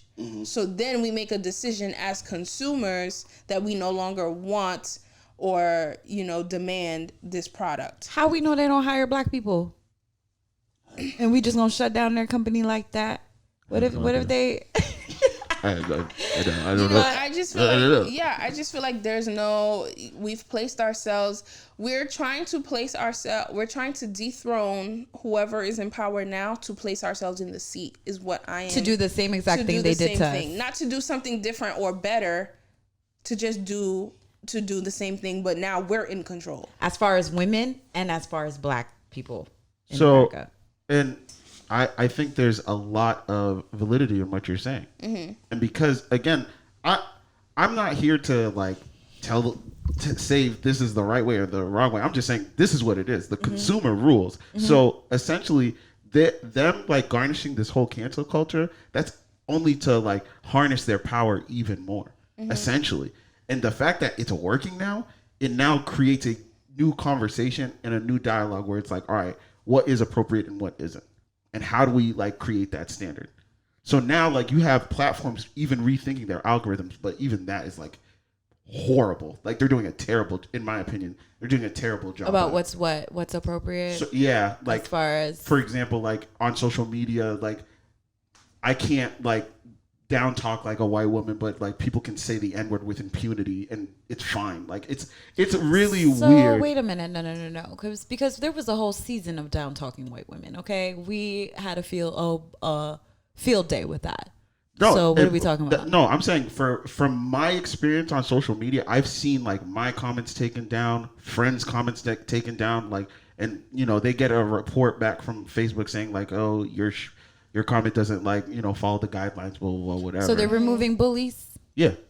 Okay. But do you see what I'm saying? It's because you have to remember, it's just like you said, the consumer is fickle, but the consumer is fickle because they're human. The consumer is learning something new every day. Yes. We are in the age of technology where information is being transferred to you from your phone like clockwork. So obviously the consumer is going to change their mind on things like night and day. Yes. Because R. Kelly was not a new situation. It was just something that became like prevalent to somebody's face. And then we were like, all right, we have to Because it do was something in a about it. documentary. Exactly. Because we watched it on the TV. So then how does that make it different from my point earlier? Because we didn't see him doing it to the women. Okay.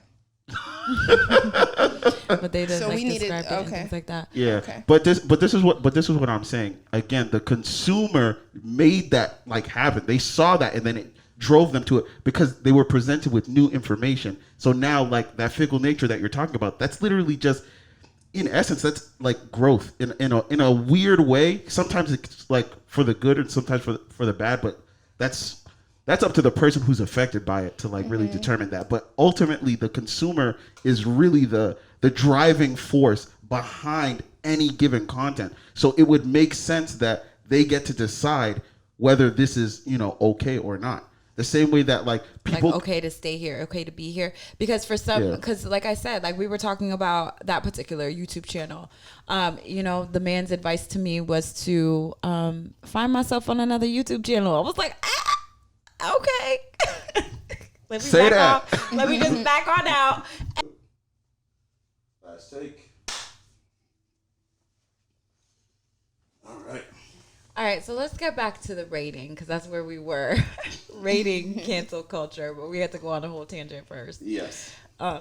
So what would you rate on a scale of 5-star scale? 5 stars, being the best. What would you rate?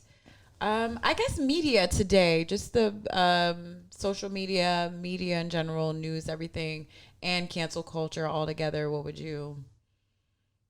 Out of 5 or 10? 5 stars. 5 stars. Actually, 1 to just 5. rate media because I feel like the cancel culture is a ash in the media realm, but just rate the media in general. I feel like media. Give some. Should we do the cons and the ashes and the roses? Yeah, I think there was some in our conversation, but like maybe just specific ones, Like short, like quickly, like some of what are the ashes and then what are the roses and then rate it. Okay, so I would say ashes. I feel like social media, just media in general, puts out a lot of like conflicting information and ideologies, which makes it really hard to like know what's reliable information or what's what's reliable content to consume. You know what I mean? So I feel like one of the ashes is like confusion, misinformation. You know what I mean? What are they saying now? Fake news, Right? whatever that means. It's like because of like all of the conflicting ideologies and like people have the ability to kind of like now just put up whatever rhetoric they want. Yes. It's really hard to like surf through that, and then on top of that, like people essentially sometimes social media will create like a bubble. So social media will only show you the things that it thinks that you like. So you're not even seeing the opposition. You're only seeing your purview. So it's like, to me, one of the ashes is definitely like just the way the media is set up. So it's making you narrow-minded. Exactly. I feel like that's Black Twitter. that's problematic. Nah. Wow, we're like against Black Twitter. I know, right? I don't know. Not that I'm against it. I just don't feel like you should be bullying people into thinking the way you think. Okay, because I'll be hashtagging them in our Twitter posts so they can like our stuff, watch our episodes. They're not. They're probably just gonna cancel us. No, I think Black Twitter. I've actually learned a lot out of Black Twitter, but I definitely agree that nobody should be bullying anybody on any type of platform. I feel like that's weird. You should just be able to share information, educate somebody without hurting them. Don't get me wrong. I think it's entertaining. I definitely be laughing at some of the things they say. Black Twitter, some of the most Hilarious. brilliant writers I've ever seen. Going down in the history books. I wonder how they're gonna write about Black Twitter in Honestly, history books. like I hope it's documented. Me too.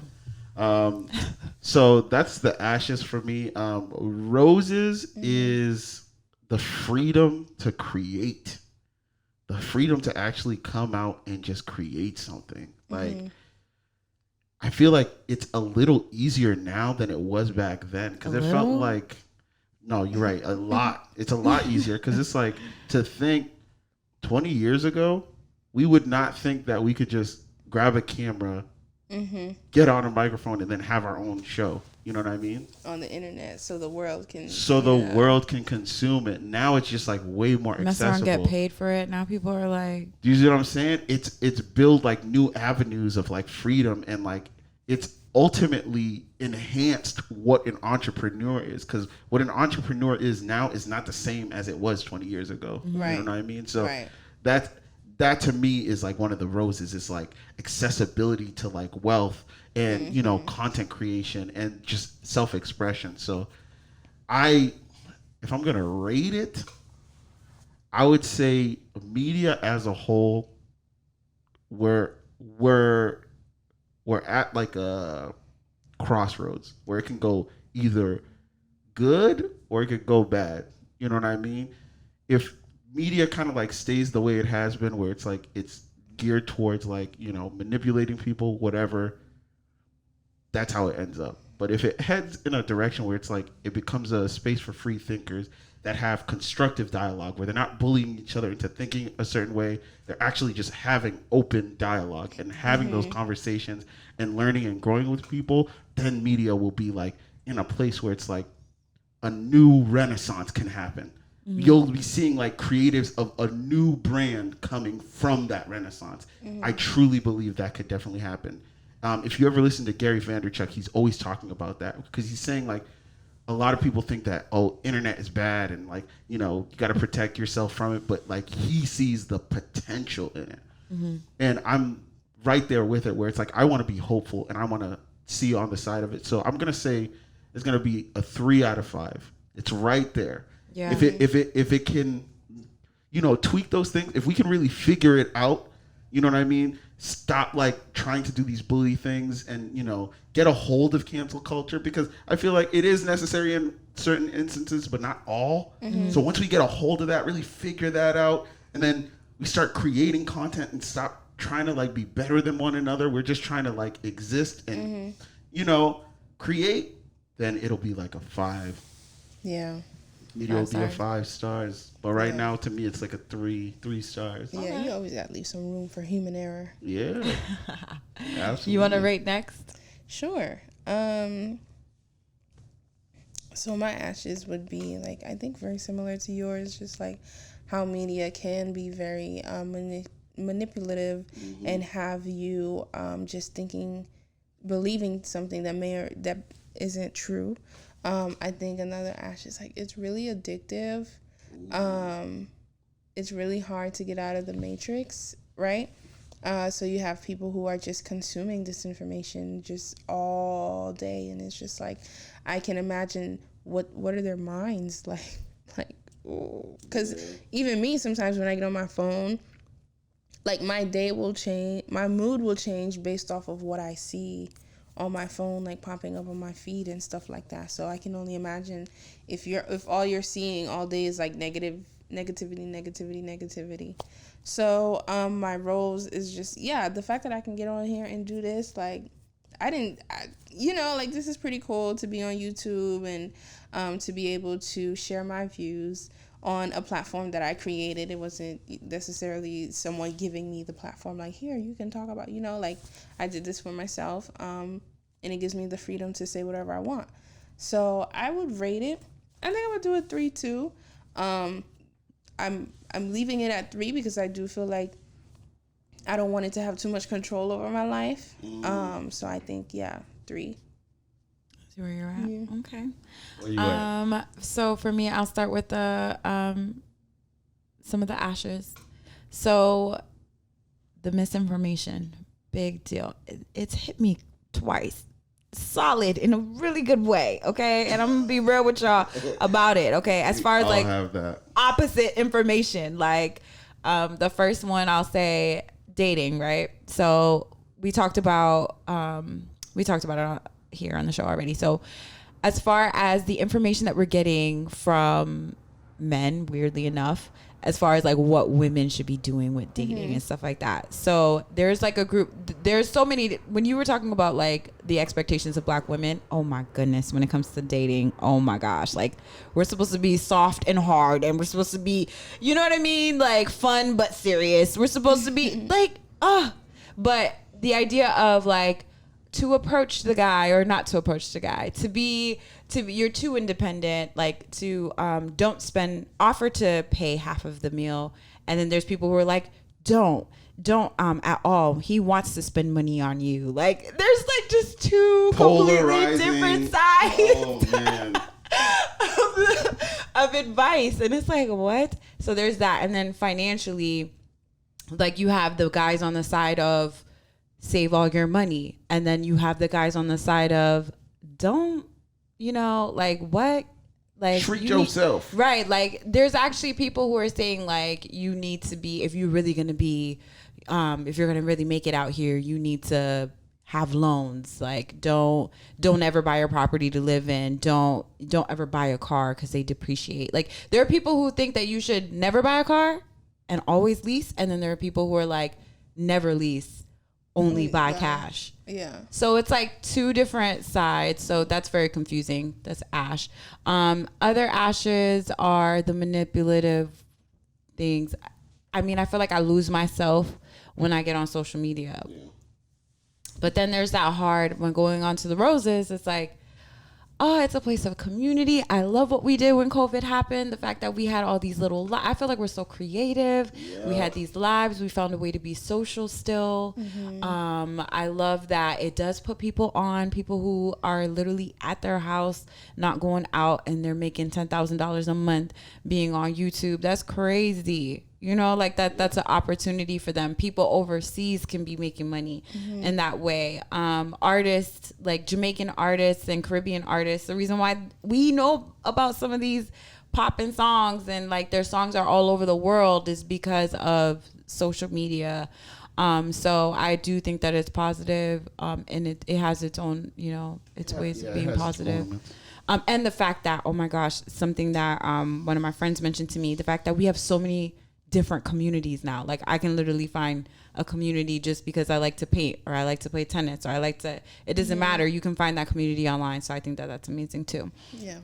I will rate it a 3 as well. Yeah.